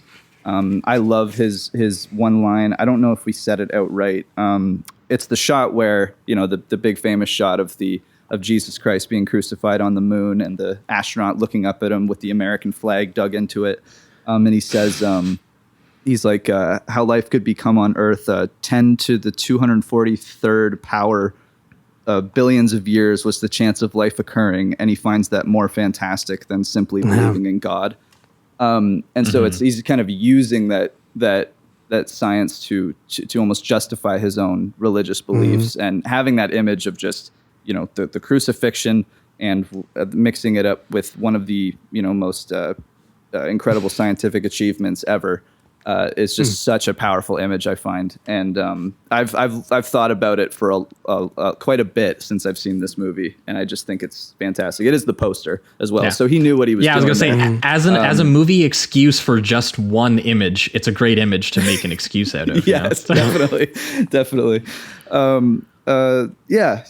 don't know what else to add, but I think this is great. It is a bit of a confusing work, but I think that's also on purpose. I mean, he is trying to balance a little bit of, like, sincerity and madness all at the same time, and I think he does a good job. And as for the biker gang at the end, it felt to me like, and I do probably think he has, some fear about gay culture, just given that he's a Catholic man and pretty devout, it seems.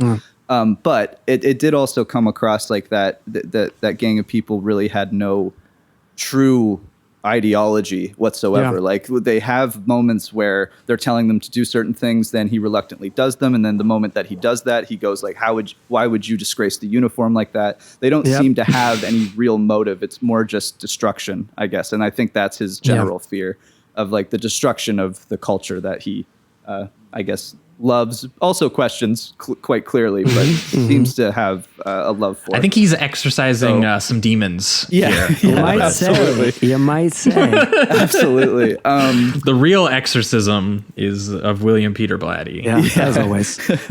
But for solid 4. Oh, go ahead. Nice.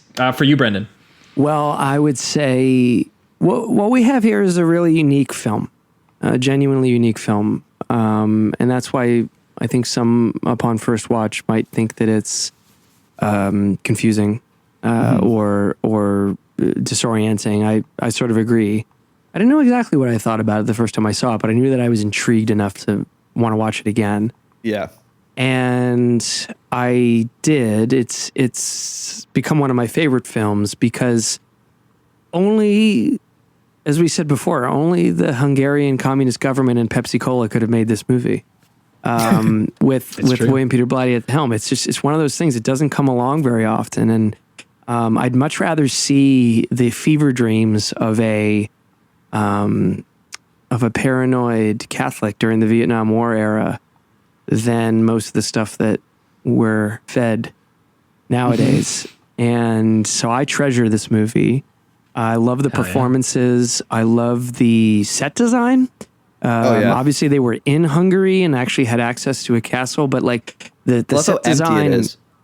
Yeah, it's it's like a Resident Evil movie, kind of, or like a Resident Evil game, it's like this big spooky mansion that you don't exactly know what's around every corner. And there's moments where you're not sure if an inmate is going to be funny or is going to smash the hammer they're using to bust into the wall over Stacy Keach's head. You really don't know what's going to happen. And I find it to be of a piece with Exorcist 3, which is also one of my favorite movies. So to me, it's a real gem. And I'm sure even in this age of reassessing neglected sequels or horror masterworks like Exorcist 3, it's still kind of overlooked because it lies somewhere. It lies somewhere between genres. But that's a lovely thing about what we're doing here with this show is we can tell people that if they have the chance to, which now luckily I guess in 2023 on Shudder you can. You should really check it out and watch it a couple of times if you feel like it, because there's a lot going on there. A lot going on there. Yeah, and if you don't have Shudder, I think it's also on Tubi, I think. Yeah, everything's on Tubi. Yeah. It's the people's movie service, as we've talked about many times on this show. Especially for this show.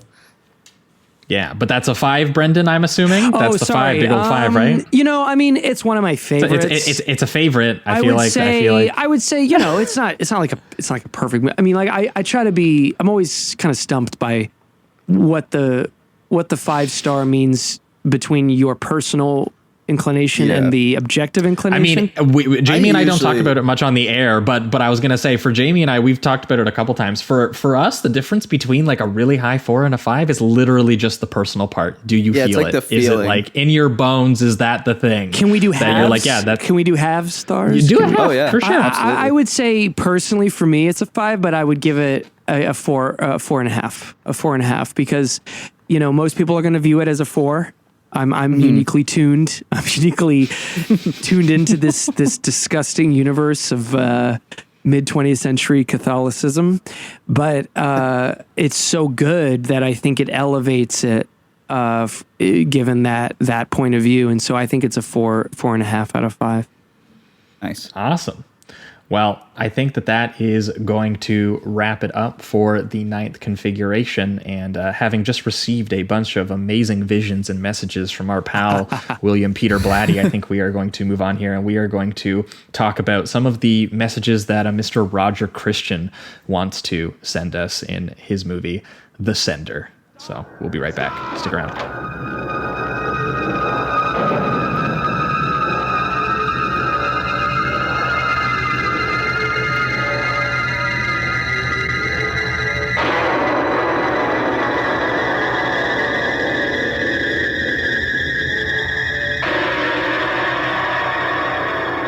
The Sender, his nightmare, will become your reality.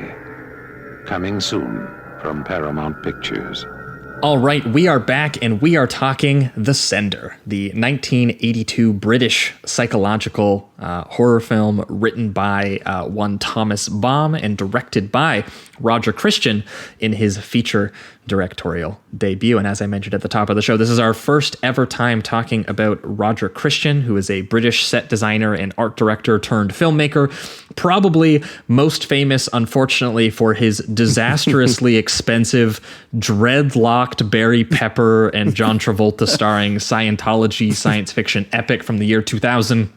Battlefield Earth, a movie that dared to ask the question, what if Dune or Planet of the Apes was just the ugliest thing you'd ever seen in your entire life and was like 95% Dutch angles and like wipes, and on release was basically considered one of the worst movies that had ever been made. And I felt bad just like kind of like generally writing that out, because it's like it's the most basic ass like read or opinion on that film. So I actually did go back and revisit Battlefield Earth, so you could and I didn't change anything that I wrote. It's exactly that. Everyone's right about it. It's really terrible. It's really unfortunate. Sometimes a dreadlock is just a dread. Sometimes an alien dreadlock is just an alien dreadlock. There's nothing more to be said. I genuinely felt so bad and so basic just like writing the biography out for him briefly that I was like, I need to go back and just double check that's accurate. And now everyone's pretty much right. It's terrible. But to be fair, I also gave Roger Christian another shot. I did extra homework this week.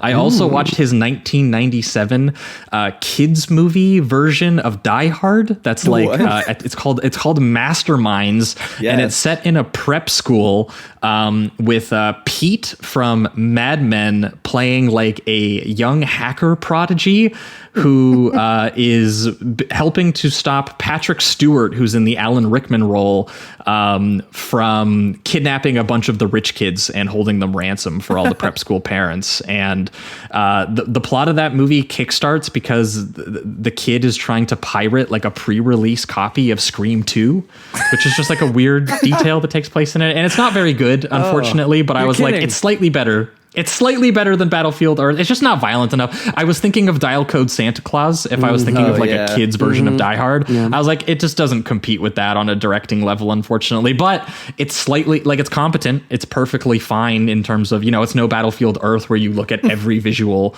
directing choice that was made and you're just like... this is the opposite of what would make your movie look like it cost as much money as it did, because that movie genuinely cost like $70 million. It's amazing. It's amazing. And it's honestly, I mean, people should watch it for the experience, for the XP points, but it is still, it's pretty difficult to watch. If only just, I get nauseous. With the Dutch angle, it's like, it's genuinely disorienting. Every single shot going into another fucking Dutch angle, like with no sense of geography or rhythm. And, that's the worst part of it. It's not John Travolta, who's delightful, delightfully bad in it. It's not, the L. Ron Hubbard nonsense. It really is just so hard to visually get through. I don't know what happened in that. Is he like, and it's quite long too. Like, it's just oh yeah. But it has so much to say, What is Travolta channeling in that? Is he kind of like hamming it up, kind of comically? Like, he's playing a very angry middleman or middle manager type in like the L. Ron Hubbard universe, and I don't know. It's kind of hard to describe. He's like a nerdy Klingon. He's like a geek. Klingon. He's trying to enslave Barry Pepper, who's playing like a caveman. Okay. But also he's dealing with like all of his bosses, and he's trying to get them to mine materials for him. And it's just it's surprisingly like complicated, but also and like convoluted, but also like incredibly stupid and simple at the same time. The less we talk about it, the better.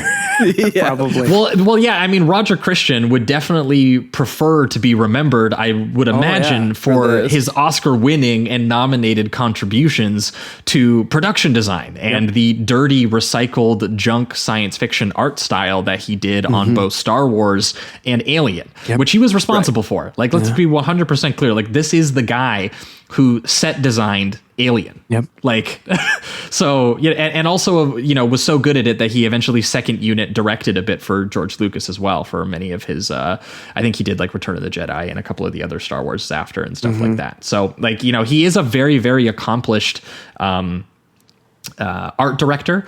And it was interesting to kind of, and also kind of he hung out with like Ridley Scott. So he had a little bit of like pretentiousness to him, which was wonderful, because that's what kind of led to The Sender happening, which was written by this guy, Thomas Baum. And it was originally conceived as basically like a straight horror film adaptation of Baum's supposed own experiences with an agoraphobic mother who was just, very controlling and wouldn't let him leave. And the studios were interested in this script primarily on the basis of it kind of being a pulp movie akin to other telekinetic horror films that were being popularized in the wake of Brian De Palma's Carrie, which we've covered on the show. And we've actually covered a lot of the other ones that came out in that wake as well. The Fury. Oh, yeah. Cronenberg's Scanners, of course. And so Patrick? essentially, Did you guys do Patrick? Yeah. Oh, no, we haven't done Patrick yet, but that's by the Psycho 2 guy, right? Richard Franklin? That was my other Psycho 2 connection, by Richard Franklin. Oh, yes. Nice. Yeah, true. Yeah, because I have not actually seen that one yet, but we will absolutely be covering it. There's a lot of Patrick in this movie, I think. Okay. Because the thing that it kind of reminded me of, if we're talking about that, is this kind of ended up reminding me of Mark Lester's Firestarter more than it did Cronenberg's Scaries or like De Palma's Carrie. Like Firestarter was a little bit closer to what I imagined, and maybe a tiny bit in the sequencing itself of like Nightmare on Elm Street, like the third one, especially. Yeah, with Elm Street the sort of teenage dream. Yeah, the psycho horror. It's Firestarter. It's Patrick. It's obviously a little bit of Carrie. Particularly in the Shirley Knight role of the mom, even with the southern accent, almost a little bit too Carrie.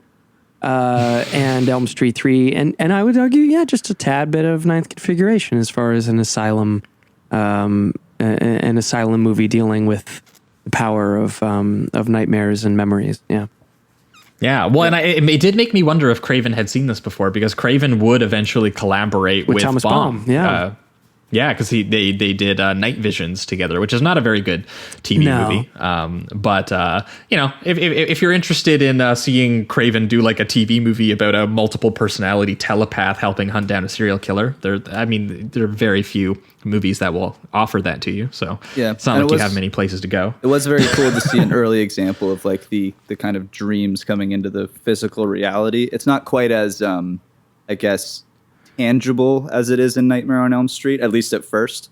But just that general idea of like what you're seeing in your dreams is something that you can feel, and it seems a part of your reality. So that was cool. Well, and Christian definitely had some like ambition as a director in this film, and which is where you get kind of an interesting push and pull that you could argue works or maybe doesn't work in the film's favor, depending on how you want to view it. But like Christian was like, here's a pulp script that was very clearly exploitatively greenlit in the wake of other telepathic horror films succeeding on this budget level. Mm-hmm. And here's a guy who, just won an Oscar for his set design and also won an Oscar for one of his dramatic short films, being given his first opportunity. So he walked onto set, and apparently people were like, he was talking like an art filmmaker. He was like, I'm going to make my Bergman film. I'm going to make my Tarkovsky film. Like, that's what this is. And he actually had a huge beef with the producers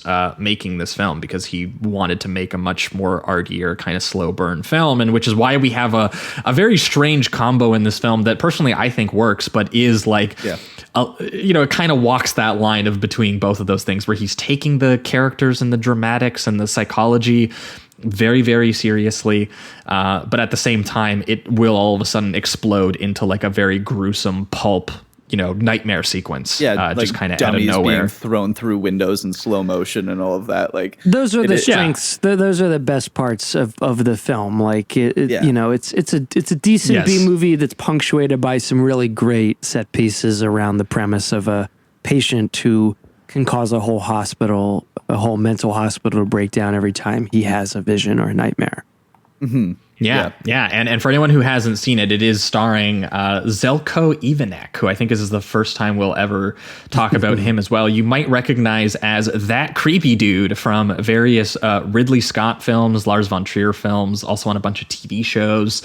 And he is playing a disturbed telepathic John Doe number 83, who is, as Brendan mentioned, unable to fully control his ability to transmit his dreams and visions into the minds of the people around him, and perhaps even influence their realities. And there's a sort of whole kind of backstory that he might be doing this, and he essentially is being helped along by a female therapist played by Catherine Harold from Albert Brooks's Modern Romance, for anyone who's seen that. But also, we've talked about her once on this show.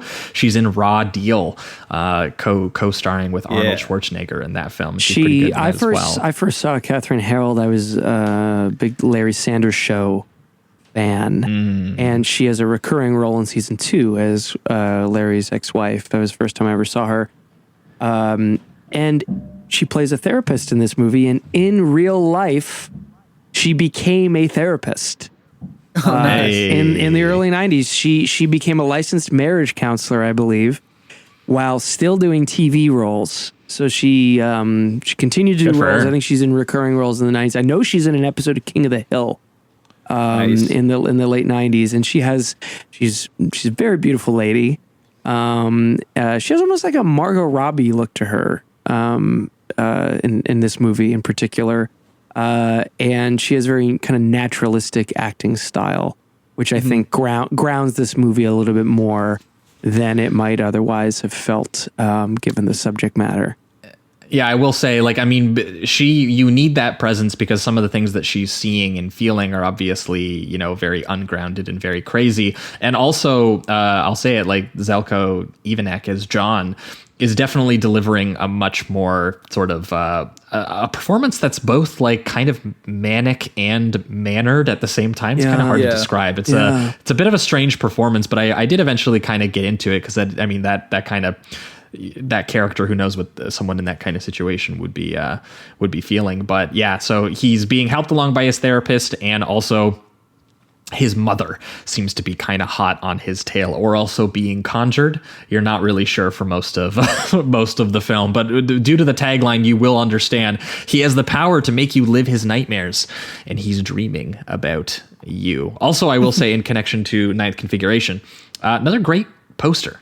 I remember seeing this poster long before I knew what the movie was, and just this like sleeping pink face that's like leaving a bleeding light trail to an open pair of eyes like right next to it. Yeah, it's very cool. Yeah, it's a nice little image.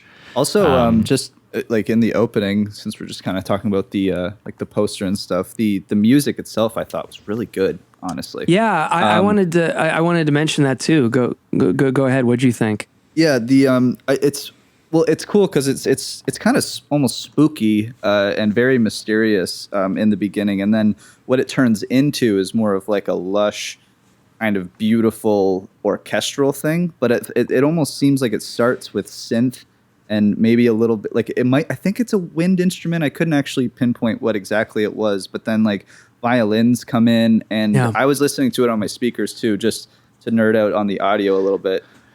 They have this thing where it's like it starts to build on the left side with these plucks as the more like flowing strings come in on the right side, and then it fills out the rest of the speakers. And so whoever was mixing it too was honestly it's very good. So I really liked the opening.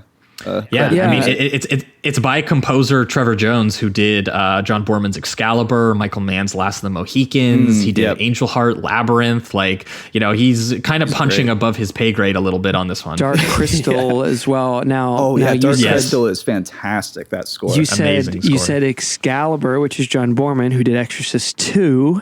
There's your other Exorcist 2 connection. Exorcist 2, and then I would say, this is just a personal opinion, but you kind of mentioned it there. I like that it mixes the traditional score with synthesizers, kind of like Psycho 2 does, because I believe Jerry Goldsmith in Psycho 2, there's an orchestral score, but then there's some synth elements, and this one kicks off, as you just said, with a more lush orchestral overture, but throughout, when you start getting into the meat of the movie, you get these great eerie synth tones, sometimes almost like Vangelis, it's sort of that. I think Exorcist 2 was also 82, was it not? Or maybe 80 or 82. So it was around the same area. In other words, where we're coming out of the 70s, but we're not quite leaving behind the strings and the orchestral instruments and the timpani in favor of pure synthesizers. So it's a fun area to be in.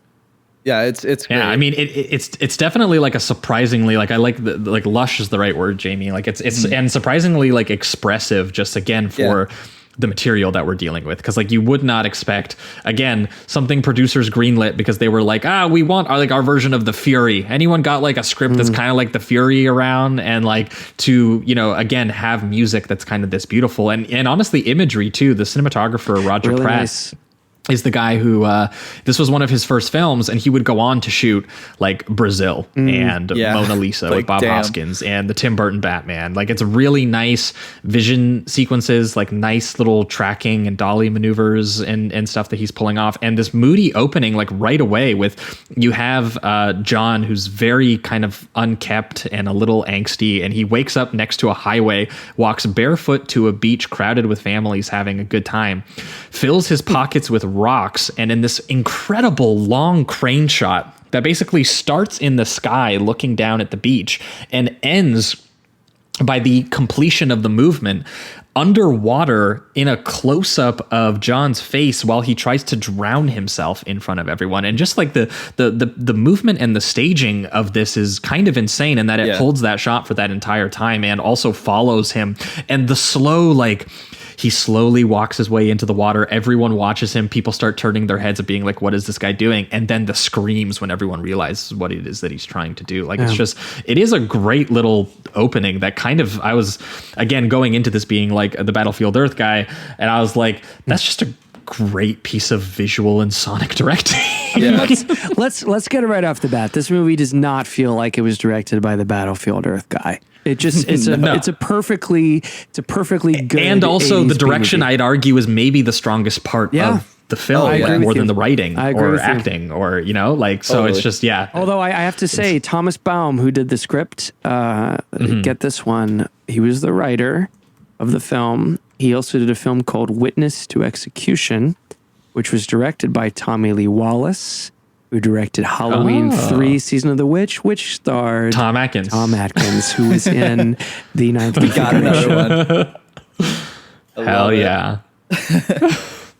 Hell yeah. Well, subsequently, after that opening scene, John gets taken to a mental hospital where he is put under the psychiatric care of Gail Farmer, who we've mentioned is played by Katherine Harold, and he is put under the name John Doe 83.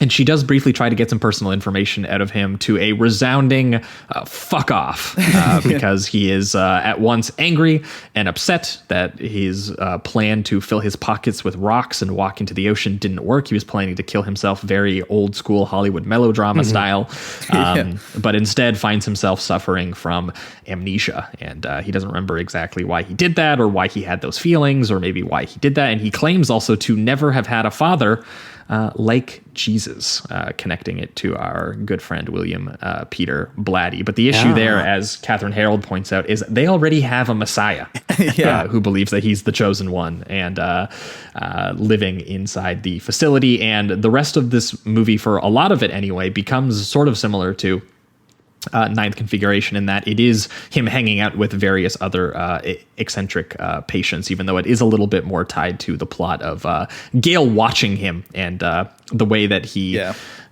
transmits his dreams to them and starts kind of causing havoc, and the way that his feelings start being people around him start becoming attuned to them and picking them up like a radio signal of some kind, like for example that Messiah character who kind of senses his dislike for him, and it manifests in this vision he has of him being guillotined. That poor guy, by John. He goes through it in this movie. Several times. He's a lot just of head knockoffs. I mean, not to spoil anything, but you know what? I'll save this remark when we get to the end. Well, I was just going to say, like, if there's one thing that kind of takes away to me from the movie is that when John Doe 83 exercises his powers, in some excellent scenes and gore that we'll talk about.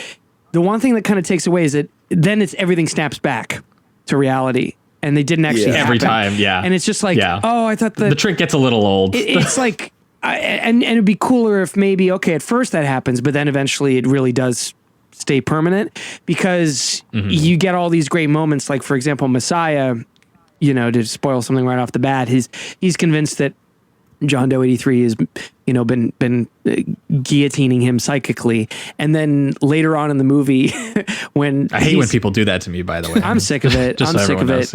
And my head's always falling off. Well, he's teasing John Doe, and then John Doe punches him and his head comes clean off, and it looks great. It's an awesome. Dude, awesome. It's like that dummy head decapitation in The Omen. Yes. It's so good. It's like what David Warner, right, gets his head chopped off in that way. And it's like, oh, that's so great. And then a couple minutes later, it's like he's like just jittering on the floor, and the guy was like, I thought I saw his head come off, but now it's normal again. It's like, no, come on, we gotta play for keeps here. You gotta have some people, get fucked up violently in this movie. I do like that in that part that there is a physical consequence to it, because I think the security guard shoots him because he thinks he's a walking beheaded man. Yes, but I agree that at a certain point, it's almost like it feels, it takes the bite even out though of it's everything. showing you. Yeah, it's like showing you all these consequences, but then instantly taking it back. So it doesn't. Eventually, it kind of feels like there aren't a lot of real consequences. Yep. I mean, I could imagine it would be terrifying, to go through the sequences that she goes through and the other patients go through, but it never really ends up with anything that seems to last. We'll talk about the only lasting damages are psychic ones. Like it's him on the ground being like, my head was just cut off, and I remember my head cutting off. I know that experience, but we'll talk about like that is the we'll talk severity. about a great set piece that almost makes up for that. But even at the end of that one, I was like, oh, come on, everyone's fine. You know, because it was such a cool, violent, like, I'm talking about the electroshock massacre. Yeah. Yes. Like, one of the best scenes in the film. That's the best scene of the movie for me. And so we'll get to that, but it's just, even that one is, you know, sort of rewound, and you just feel a little cheated. You feel a little cheated after it. And I will say, like, 100%. The scares that you do get before are a lot of fun because they get to pretty much do whatever they want in a sense because there's no rules in dream logic and all that. So they go from simple things from like, you know, she's opening a fridge and she just sees a ton of cockroaches to something that I think is a lot cooler and a really great sequence, and reminded me actually of It in the bathroom sequence, where, you know, she's washing her face and then the water turns into blood, and then all of a sudden the mirrors crack and they start bleeding themselves. Right. So that kind of stuff, the rats coming out of his mouth is always really good.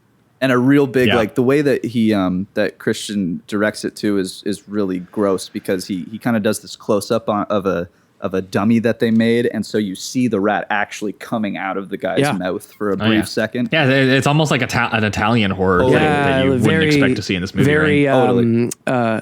What's like Beyond the Door, you know? Yeah. Mm-hmm. Yeah, and I thought a little bit of Argento and Bava too, in that just the lighting scheme of that really bizarre, like extended tailing driving sequence that basically looks she's following him through like the neon glow and then it turns into a chase scene where he's like riding her ass in the truck at high speed. You get a little bit of the Dutch angles, like the Roger Christian classic. I white knuckled it. I was like, oh no, are we entering the Battlefield Earth zone? But he goes back to here normal. It comes. And there's no sound design either, which is really cool. Like, it starts off with them sneaking into, like, she sneaks into the car to follow the truck. And there's also this, before that too, just a really beautiful shot before she gets into the car, where it's like this kind of white light that's coming from the gate. It almost makes it look silhouetted and foggy before she gets into it. Anyway, there's no sound design in the actual chase. It's just the synth. Yeah. And it kind of gives that really mysterious feel that I enjoyed. There's like an intrigue, a mystery. So I meant The Beyond by Lucio Fulci, not Beyond the Door. Gotcha.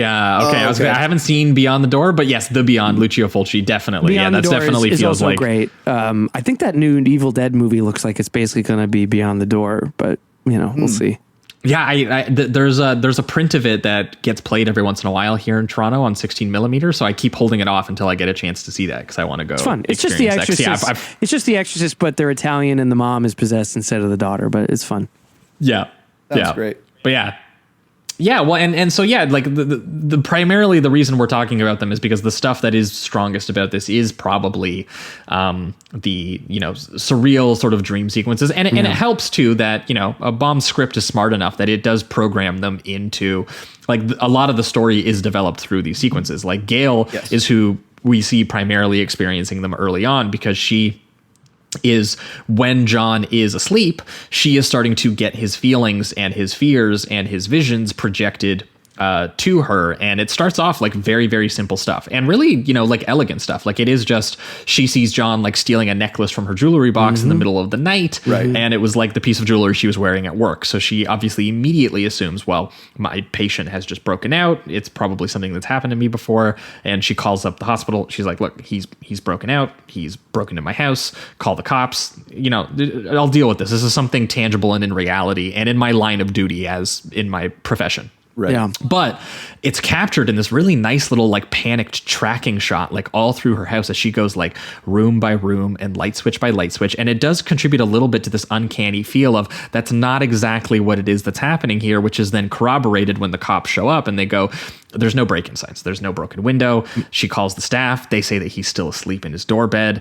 And all of a sudden now she's having visions of his mother coming to take take him away, which, you know, well, and he's having visions of his mother, which also freak him out. But then she's also talking to her and seeing her and thinking that she's there in person. And then all of a sudden she will just disappear. And she spends the rest of a set piece talking to all of the various like secretaries, being like, did anyone see like a woman leave? Like, what's happening to my life right now? And I think it's that mix of having those awesome sequences that are more like Elm Street with these more mundane sequences of illusion, so that you kind of, as an audience member, get a little bit confused on really what's real and what isn't. At least they attempt to do that. I also like that in that first sequence where it's another one of those more mundane visions, or at least what's revealed later on to be a vision, is that you only see him when he's entering the house and rummaging around through reflections.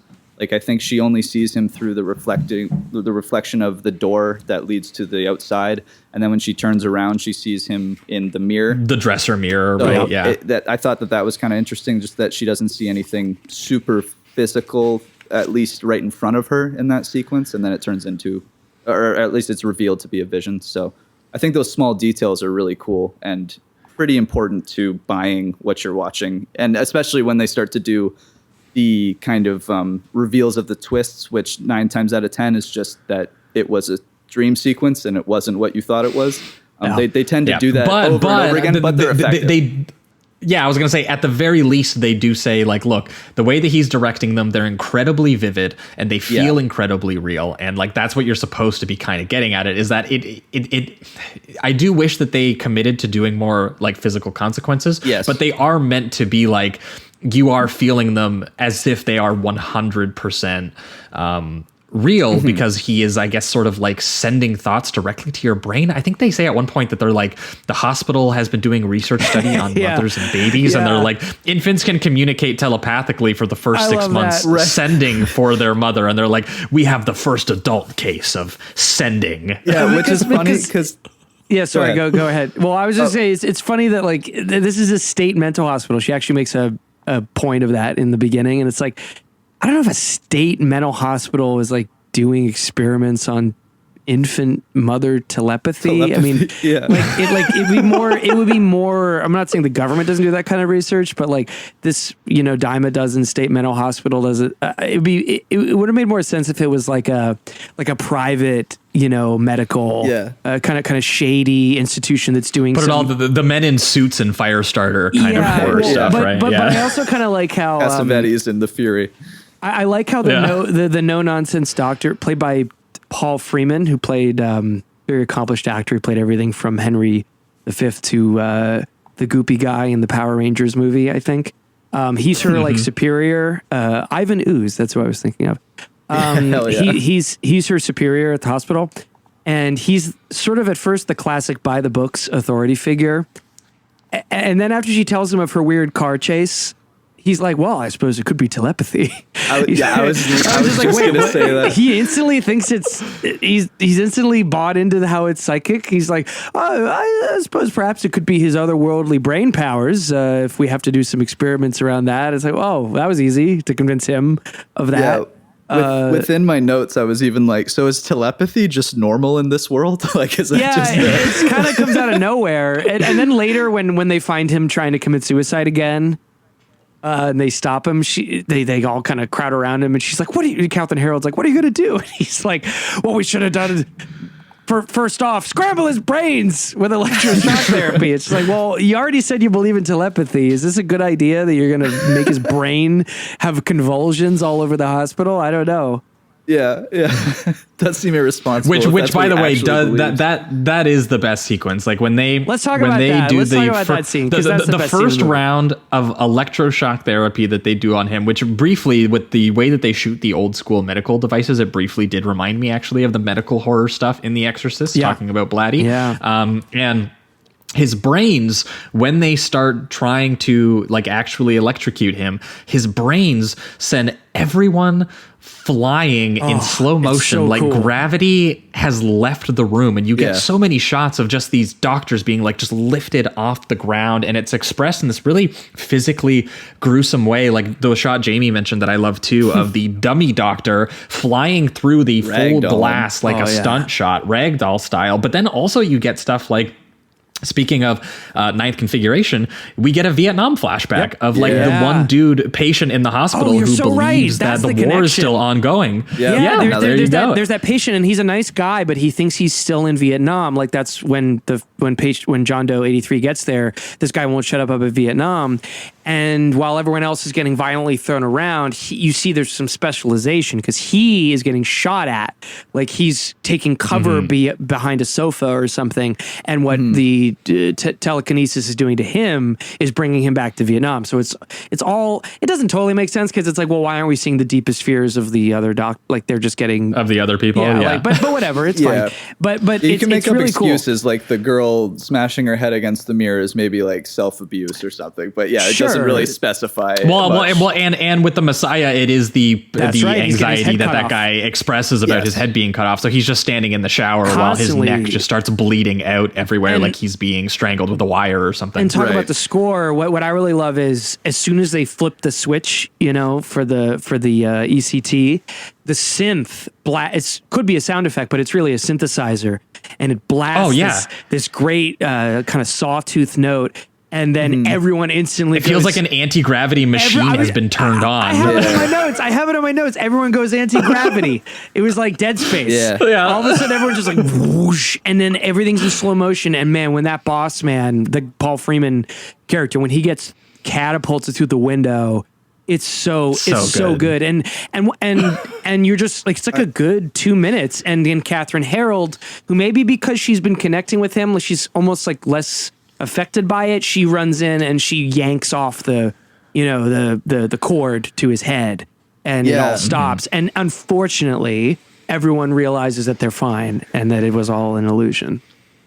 Yeah, no, because you were definitely stoked to be like, oh, did that just like they even have the reverse shot of the glass being reformed. I was like, cool. I kind of expected them to leave. It's a cool shot, but I expected them to leave it broken so that there was some form of like unreality, that they're all just like, what the fuck happened there? Like something's happening. That's where Patrick, the film Patrick, goes the distance. He actually makes shit happen that it's not in people's minds. He's actually destroying people.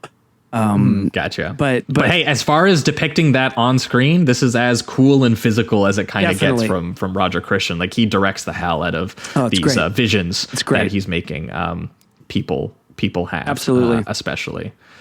And I will say, like, it's pretty short. Like it moves pretty fast from there. Like it's like, it's Gail receiving phone calls from the mother in the middle of the night and being like, he tried to kill you once, but it'll get worse. Believe me, I'm his mother and he needs his mother. So like, let him back to me. So the thing with the mother, and by the way, I mean, it's no big mark against the film, but it's like, as soon as you see her, you're like, okay, the mom's dead. She's not real. They give away the whole ghostly aspect of her pretty quickly. If it's like if you've watched any other movie where it's revealed that they're not really there, it's pretty obvious. Because the mom is talking to, Geraldine, the mom, played by Shirley Knight, who's great.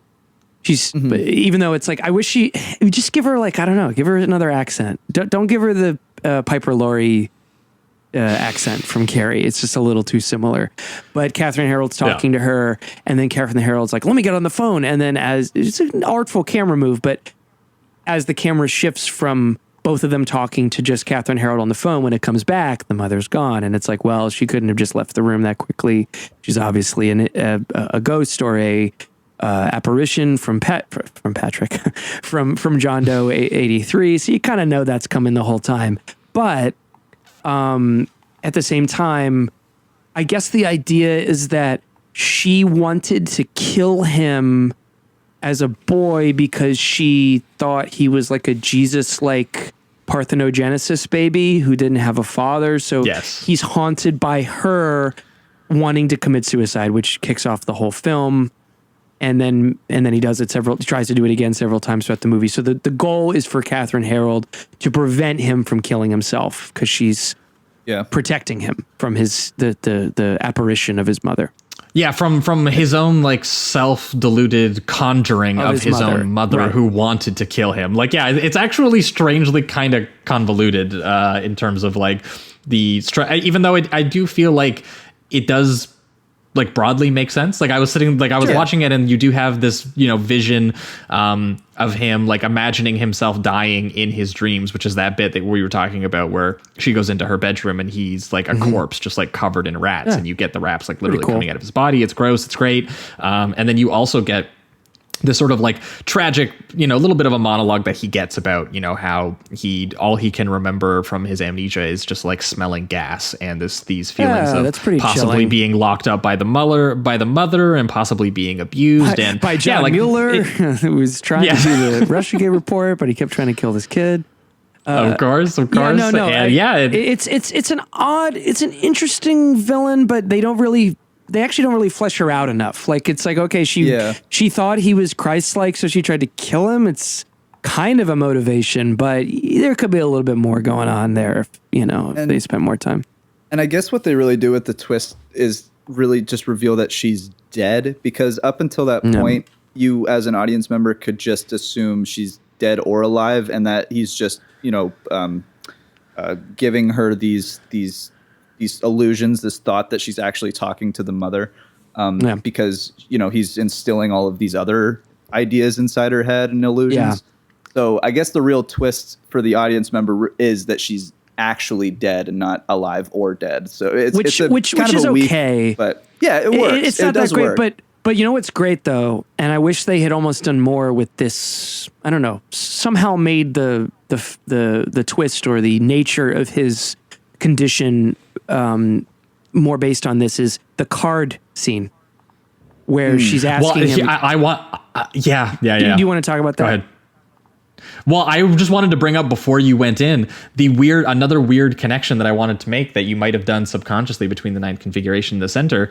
That little Steadicam shot around them all playing cards with all the other patients in front of the ping pong table. Yep. I was like, dude, I'm almost certain that same setup and shot was in the ninth configuration. And there's a cool audio effect they do on that where everyone starts to get doubled. And it's like kind of echoed, which is really cool.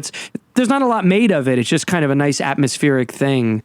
But yeah, so there's a scene halfway through where Catherine Harold is basically discovering like, no, you have telepathy. You're trying to conjure your mother, and so she has a deck of cards, and she's like, look at the card, and I'll guess it from what you're sending out.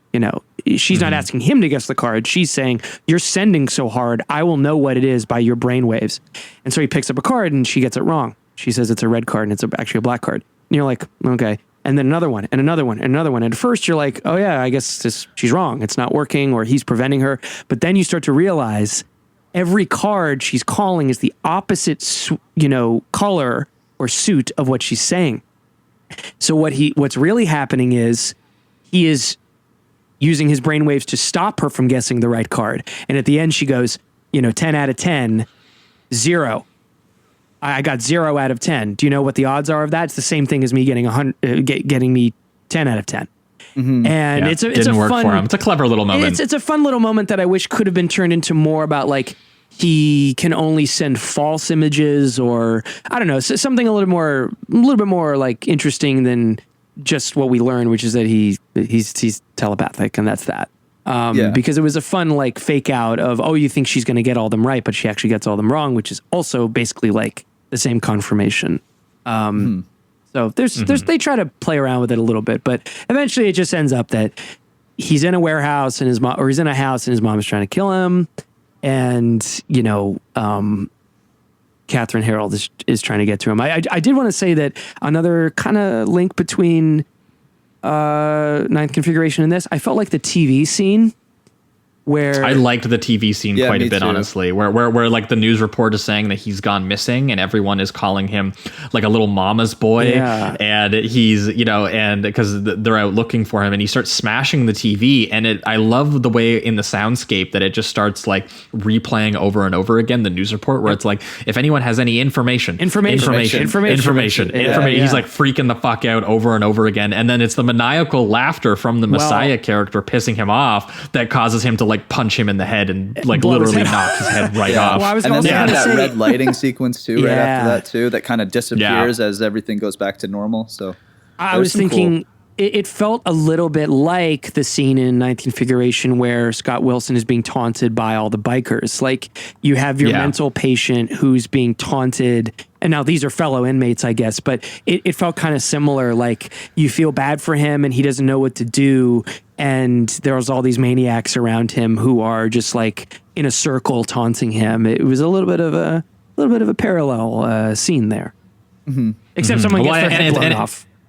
Yeah, and it ends up really upsetting them because they find out that he's now sending while he is like awake, like not just in his dreaming, not just subconsciously. He was intentionally trying to hurt people with it there, which is what leads to them doing the, well, he's a little dangerous now. We need to do some last minute cranial surgery. Let's bump him up. Let's neutralize the part of his brain that gets his abilities working, I guess. I have to say, so then they get a drill out and they're going to do, they're going to do a lobotomy or whatever. But by the time they are drilling into his head, and then the room erupts in flames, I had to laugh because I was like, at that point, we've seen all this other shit happen, including the amazing, electroshock therapy scene.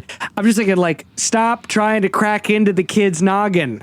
It doesn't go well. It's not gonna work. It's not gonna do anything good for you. And then the whole room like explodes.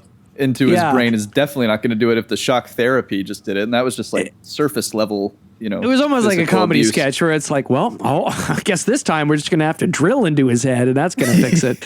And so, then it's like... I think this is the only time it actually becomes kind of more physical, because I think he actually does... Yeah, there's actual flames. He does set them on fire. So this is the kind of... They should have done that halfway through. They should have they should have escalated where the electroshock actually makes people fly through the window. So he's becoming more powerful or more angry or whatever. And then by the end, you're like, oh no, what the fuck's going to happen when they drill into his head physically? Instead, you're trained at that point to think, oh, well, it doesn't really matter because everything that happens always gets sucked back into normalcy again. But then that time it actually does create flames. So they could have maybe managed the escalation a little bit better. But then Catherine Harold... saves him from his mom, and it's kind of running out of steam a little bit. He's guided by visions of his mother to like drive away from the hospital back to the house where he's going. He's going to go back and live with her, and maybe. And he does realize that like something is wrong with like the vibes with his mother in his house, and the house set is pretty nice that they give for him there with. And he's turning on the gas and lighting the candle, and he is doing it being like, okay, I guess maybe I should leave now, Ma. And you get the part where the mom is just like, well, where am I going to go? Yeah. And then he's like, what? And she's like, I said, where are you going to go? And he's like, that's not what you fucking said. Like, it's very clear that, because... again, the doctors were partially also trying to drill into his head because they found the mother's body having died of carbon monoxide poisoning at the house, which they then assume that he did and not that the mother did, trying to basically like commit, do a murder-suicide with her own child, which he's trying to complete by bringing him back to the house. And it is cool. This is the only other moment of like just flagrant, I guess, sort of like using the powers for manipulation and even using sort of the visual manipulation of it as well, where like the mother is, slight changing of wording, slight changing of like the where she sits in the house and everything like that. And she is trying to essentially get him to explode himself in the house. And there is this nice moment where she literally like invites him into the bed to like cuddle with her essentially. And he wakes up at the last second realizing that, holy shit, I'm falling asleep in a gas filled house next to a candle and my mother's not here. Like she's literally just trying to bait me into setting myself on fire. And so Gail has to drag him out and save him from that. They should have maybe it would have been better maybe if the mom is real for the first part of the movie and she's not like possibly a ghost, because that shot where she disappears is like, okay, so the mom's not real. But if she's still alive, if she's still alive at that point, then you do think she's real because she is. And then they could have had her die halfway through the movie. And so then from after that point, that the mom is only a grotesque apparition. But instead, from the very beginning, you're like, okay, the mom is a ghost, or she's a noxious, influence. And it would have been better if they'd kind of given you a concrete character, like she is alive and she's bad. Oh, she's dead. That's okay. And then next time you see her, like, oh shit, this means that she's in his mind. But instead, from the beginning, you kind of already assume she's dead or that she's not really there. But halfway through, they reveal that she's not alive. And Catherine Harold. Do you think Thomas Baum and his mom are okay? I'm sure they're fine. I'm sure it's a healthy dynamic. Yeah. This was meant as a critique. That's why she's not alive. He was trying to be like, this is how I envision my mother. It's not really her. That's troubling. It's not really her. Yeah. But with that said, he explodes his childhood home. He's working through some stuff too. The same as Blatty. At the very end, they're like watching the tape, like the doctors in the asylum. We're like, okay, he says he's better. And I have to say, I don't love the final shot. It's a little cheap.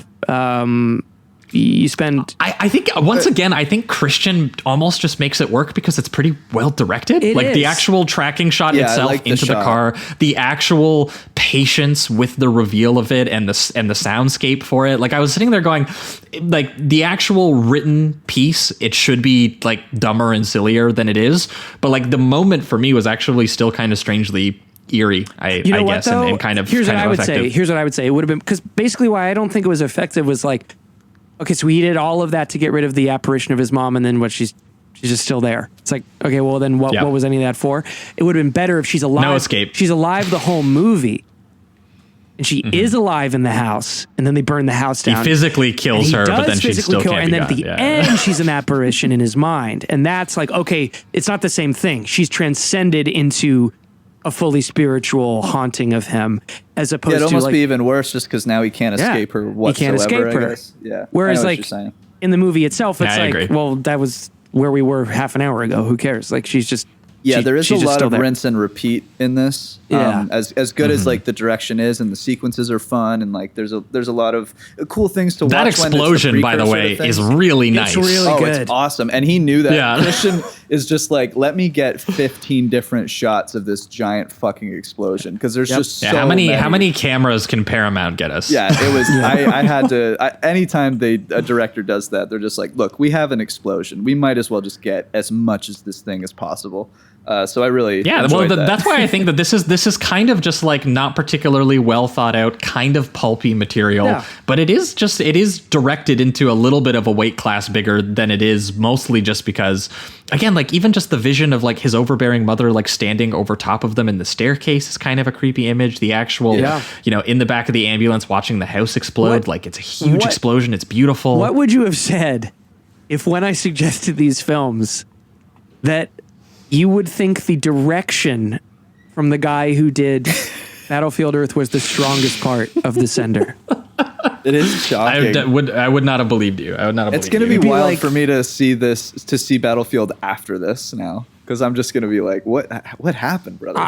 You're gonna see some insane choices made with the camera and even the set design and and like everything about it. You're set just gonna be like, there's because no that way. was his thing. But like first, that's his thing. So it's bizarre to me. It's like I just don't understand. It was like a bad couple months for creativity for him or something, or maybe he did a lot of people down his throat. I don't know. I don't know if he was carried by the cinematographer, who's obviously very good, but I don't know. There seems like there's good, sharp choices being made, like behind the camera, in the editing. That brief cut to the mom in the window right before the house explodes, solid. Yeah, like that's something. Let's not forget. The camera guy couldn't teach it. Let's not forget. It was, to state the obvious, it was a Scientology production, and I wouldn't be surprised if Christian was really not in charge. You know what I mean? Like, true. There's a lot going on there with every facet of that production that we don't know about, and what a tragedy, for him that he had. Well, like $20 million of the budget was like siphoned into something else. Like I don't even remember. Can't imagine what that was. Yeah. Who knows? Sea Org budget. They bought a new boat to have people, do slave labor on. But yeah, I mean, like he could have very well just been like under pressure, like, no, this needs to be more like Elrond's vision. You need more Dutch angles. It needs to feel more like a classic sci-fi. Like, seriously, like the Dutch angles could have been Scientology. We don't know, because he's clearly a good director. That's the best part of the Sender. Yeah, so it is wild to like he's so far from talentless, and it's just I only know the reputation of Battlefield Earth, and it's just wild that this guy made this movie because it is good. He's the strongest part of it, I think. So yeah. Yeah, well, I mean, even stronger than the set designer location work, like the dreamy way the camera moves, the way how lush the music and soundscape for it all is. Like this is a director's movie, which will not surprise you when I tell you that briefly looking up the film, I found an interview with Roger Christian from a little while ago, where he basically said that he has been approached by Guillermo del Toro, George Miller, and Tarantino, who have basically all told him that like this is one of their favorite films of the 80s. Yeah. And it is literally just, I think, because it's like you can see the direction. Yep. It's like the kind of film that a director would like. You get to see someone just through visual style completely making like strong arming pulpy studio exploitation material into like an arty slow burn kind of thing. And he was fighting against producers to do that, so it's like Christian had good instincts, especially too because I read this briefly too. The producers wanted him to do a flashback structure where like a straight up like show the ending explosion of the film or something and do like a I bet you're wondering how I got here type thing. And Christian had to fight them like tooth and nail to be like, no, you need the full trajectory. Yeah. You need the build. You need, all of that. I mean, and as a result, if anything is driving you to finish it beyond the fun set pieces, it is what is this going to lead to? Like you can't already know that the house blows up with his mom. That would ruin everything. Yeah, totally. Yeah, well, and fighting with them so hard on it is what actually kind of led the film to bomb. They gave it a very minuscule release. It only got a limited release in the U.S. In most of the world, this was a direct-to-video film, despite the fact that it was a Paramount production and starring a Oscar-winning English filmmaker. Quentin Tarantino also apparently prefers Psycho 2 to the original Psycho, and Psycho 2 was directed by Richard Franklin, as we've already discussed.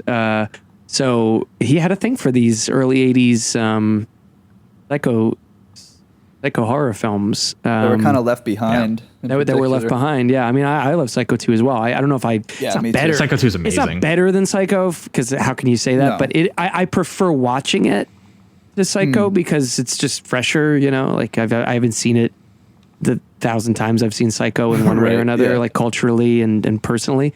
And I love Psycho 2. Like it had no right to be as good as it was, basically. So I can see Tarantino really liking it. And I mean, Sender. This is now turning into a sequel episode. Was our episode with Will where we talked Exorcist 3 and Psycho 2, because those are the other two movies we've decided that mentioned the most on this episode. Ninth Config is the real Exorcist 2. We've made that canon. That's right. Yeah, definitely. We've figured it all out. But yeah, I think pivoting towards reductive rating round here on Sender, this one actually, because I've seen now 3 Roger Christian films, I got to give this one, I think, the solid 3, despite some of the shortfalls of the material. Like again, it's just like he really does will this into being a stronger film, almost purely on direction, and it does predate the 2 movies I wanted to most compare it to, which was Firestarter and Nightmare on Elm Street. Yeah. Like he beat them to those sequences and these, the same kind of stuff. So I was like, you know what? For a production that was born from a studio trying to cash in on a trend and just picking a guy who had never directed a feature film before to do it, this is probably some of the strongest results you could have got out of those circumstances. Yeah, Christian just wouldn't let it happen. Like he was like, I have at least some of a vision here, and even though we're doing some ambition, I'm gonna direct the hell out of this. Yeah, so some of the performances and some of the eventual dramatic turns, I think, are a little stiff, and it does have a few dull expository passages of stuff where it does feel like it's repeating things that you already know, or it's not giving you enough physical consequences, or it's, sort of ill-conceived in terms of, giving you those kinds of payoffs to, are these characters just ghosts? Is any of this happening? But again, Christian, the dreamy, eerie look of it, the score is, way above what it should be. Beautiful. And it does together. They do a pretty good job of giving this the supernatural horror angst, I think, that they are looking for. Again, that opening wide crane shot that turns into a close-up drowning shot in a single camera movement. Yeah. Incredible. And the surreal vision sequences themselves are quite strong and quite gruesome. Both the driving ones, the electroshock therapy ones, like the zero gravity moment just kind of like blew my mind while I was watching it. So I was like, and again, so it's purely on a directing level, I can absolutely see why this, has a bit of a cult following that it has, especially among people who are directors and who are like impressed by that. So, this was a 3 for me. Yeah, I'm right there with you. I think Roger Christian, for what his reputation seems to be because of Battlefield Earth, I think he knocks it out of the park in the sense of directing.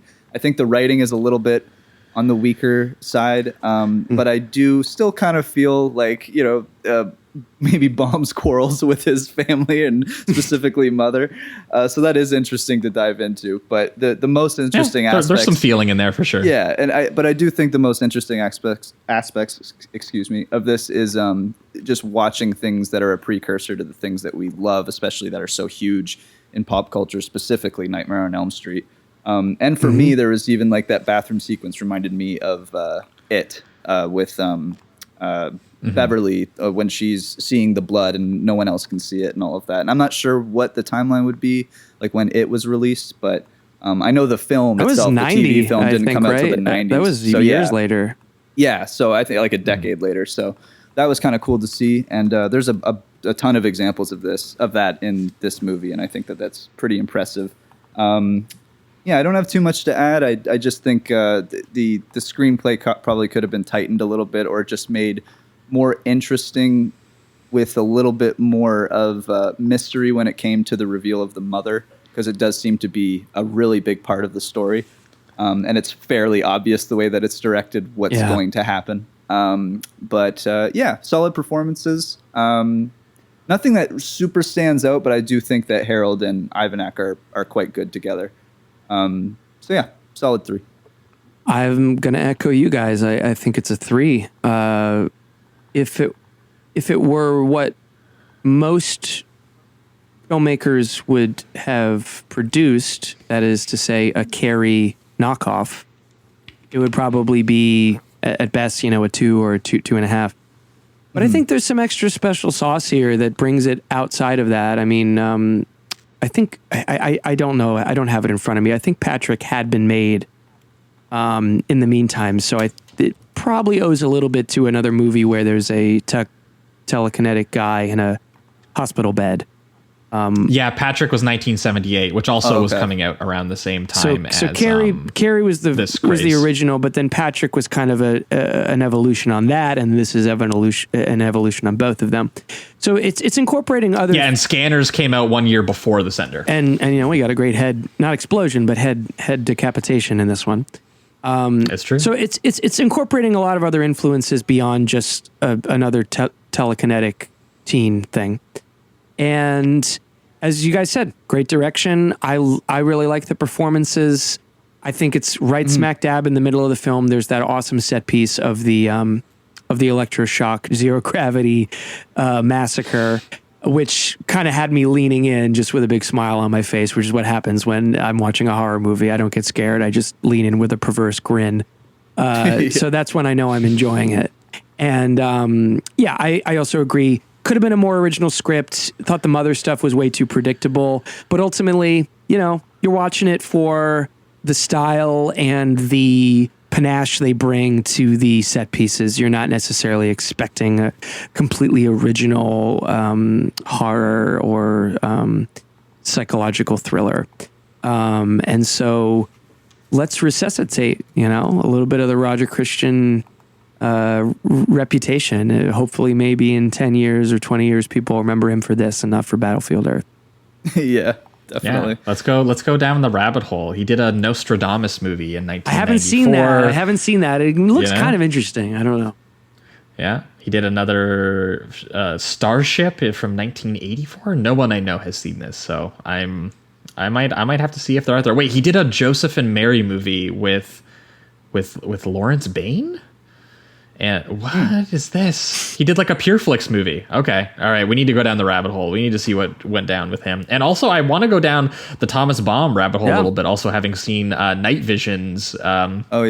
Mostly because I am eyeing this movie called Secret Weapons from 1985, directed by Don Taylor, who did Escape from the Planet of the Earth, or Planet of the Apes, as well as The Omen 2, Damien.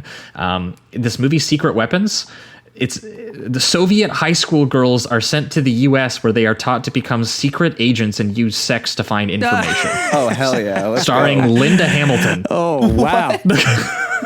Another Wowie. connection?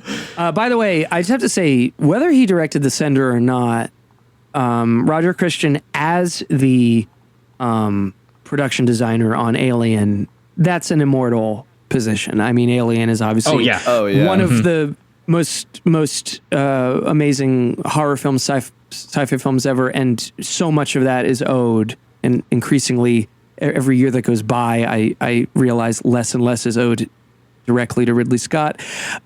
So much is owed to everyone else who worked on that movie. Yeah, the art direction on that specifically is like one of my favorite parts about Roger it. Christian, the design work. Don't let the bastards get you down with the Battlefield Earth shit. Just pretend it didn't happen. You did the Alien production design.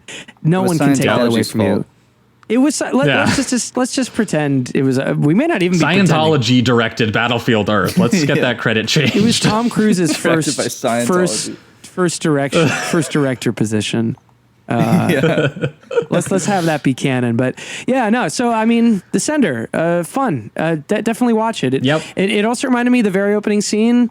Beaches are hard to make scary. I don't know if you guys have done Dead and Buried. I watched that recently.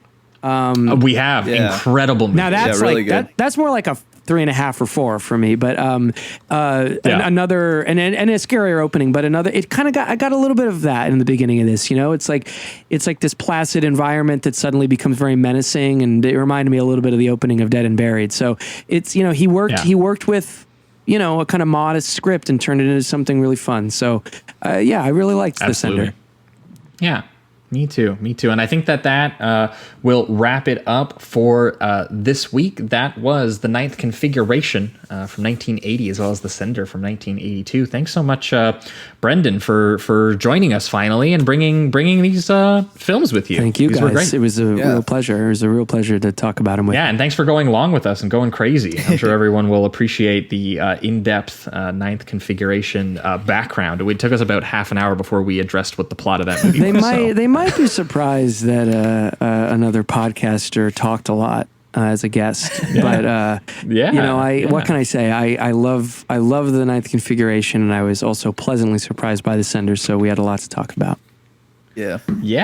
But this is the part of the show where we usually have you plug anything that you got going around while you're here. Do you guys have some blowback stuff you can talk about, or you can't talk about any of it yet? We are in production of season 4, which I think people know. Well, if you don't know now, you know. You've been teasing it. We've been teasing it. Follow me at deep_beige on Twitter, or Noah at he's gonna hate me. I don't remember his handle, but just search Noah. Just search Noah Cohen. Listen to Noah's episode. He says it over there. Okay, good. Yeah, go listen to that one again. And also we're at Blowback Pod on Twitter and Instagram now. And season 4 is in production. Our first season was about the Iraq War. Our second season was about the secret war on Cuba, and the third season we just did last year was about the Korean War. And this season coming up this summer will be about the long war, the multiple wars, the saga of Afghanistan and the United States' perverse relationship with that country. We're going to go from us creating the Mujahideen and Al-Qaeda and the Taliban all the way to the Bush and Obama war in Afghanistan and everything in between. So everyone will be very stoked when you get to de-glamorize the part of Rambo 3 that everyone loves to screen cap and share on Twitter like once every few months. We'll talk about that off air because you guys probably know what I know about that. But it's going to be a great season. We're working on it right now. It's going to be really fun. I wish I could talk about some other things we have in the can, which are just too early to talk about. But there's some possibly very fun stuff that we're cooking up. So, I'll just leave that there in case anyone is already a fan. That we are we're very excited. We're hey, as a listener myself, I will be waiting. If only you. We're not slowing down. I'll put it that way. So if you want to listen to the first 3 seasons, they're on Spotify, they're on Apple Music, or podcasts or whatever you listen to. If you sign up at blowback.show, you get ad-free versions of the seasons and some goodies, some 30 bonus episodes and some extra stuff as well. So, see how much you like it and then sign up if you want more. And yeah, we'll keep everyone posted on when the season's coming out, but it's going to be this summer. That sounds great. Can definitely recommend going out and checking all of that out. And for our listeners, in 1 week's time, we are going to be back with your patron voted episode. And as Jamie alluded to at the top of the show, you guys picked a long episode, which Jamie will be collecting some heads for because we like it when you guys give us the 90-minute bangers that make our week very easy. But next week, you guys were like, nope, we want to hear about the Parallax View as well as Oliver Stone's JFK. So we are going to be doing that classic double feature. I actually don't think that we have done Oliver Stone yet. So it is going to somehow it's just kind of eluded us. I've had a couple Oliver Stone episodes lined up. Can I tell you guys a very brief tidbit? Linking right up to that was that when we were doing Blowback Season 2, if it intrigues anyone to hear, we eventually have to touch upon the JFK assassination in that season because it's so linked up with the Cuba saga and the figures that surrounded the attempts to overthrow the Cuban Revolution and Fidel Castro. I remember listening to that episode. And one of the guys we interviewed is a really great guy. He's actually half a scholar about movies, half a scholar about JFK. And his name is Joseph McBride. He wrote a great book about Frank Capra, but he also has broken some news actually about JFK and George H.W. Bush's possible connection to the CIA that was not known about before he was director, that is. Anyway, the point is that when we were talking to him, he gave us a little tidbit where he said when Pacula, right? Alan Pacula was filming All the President's Men.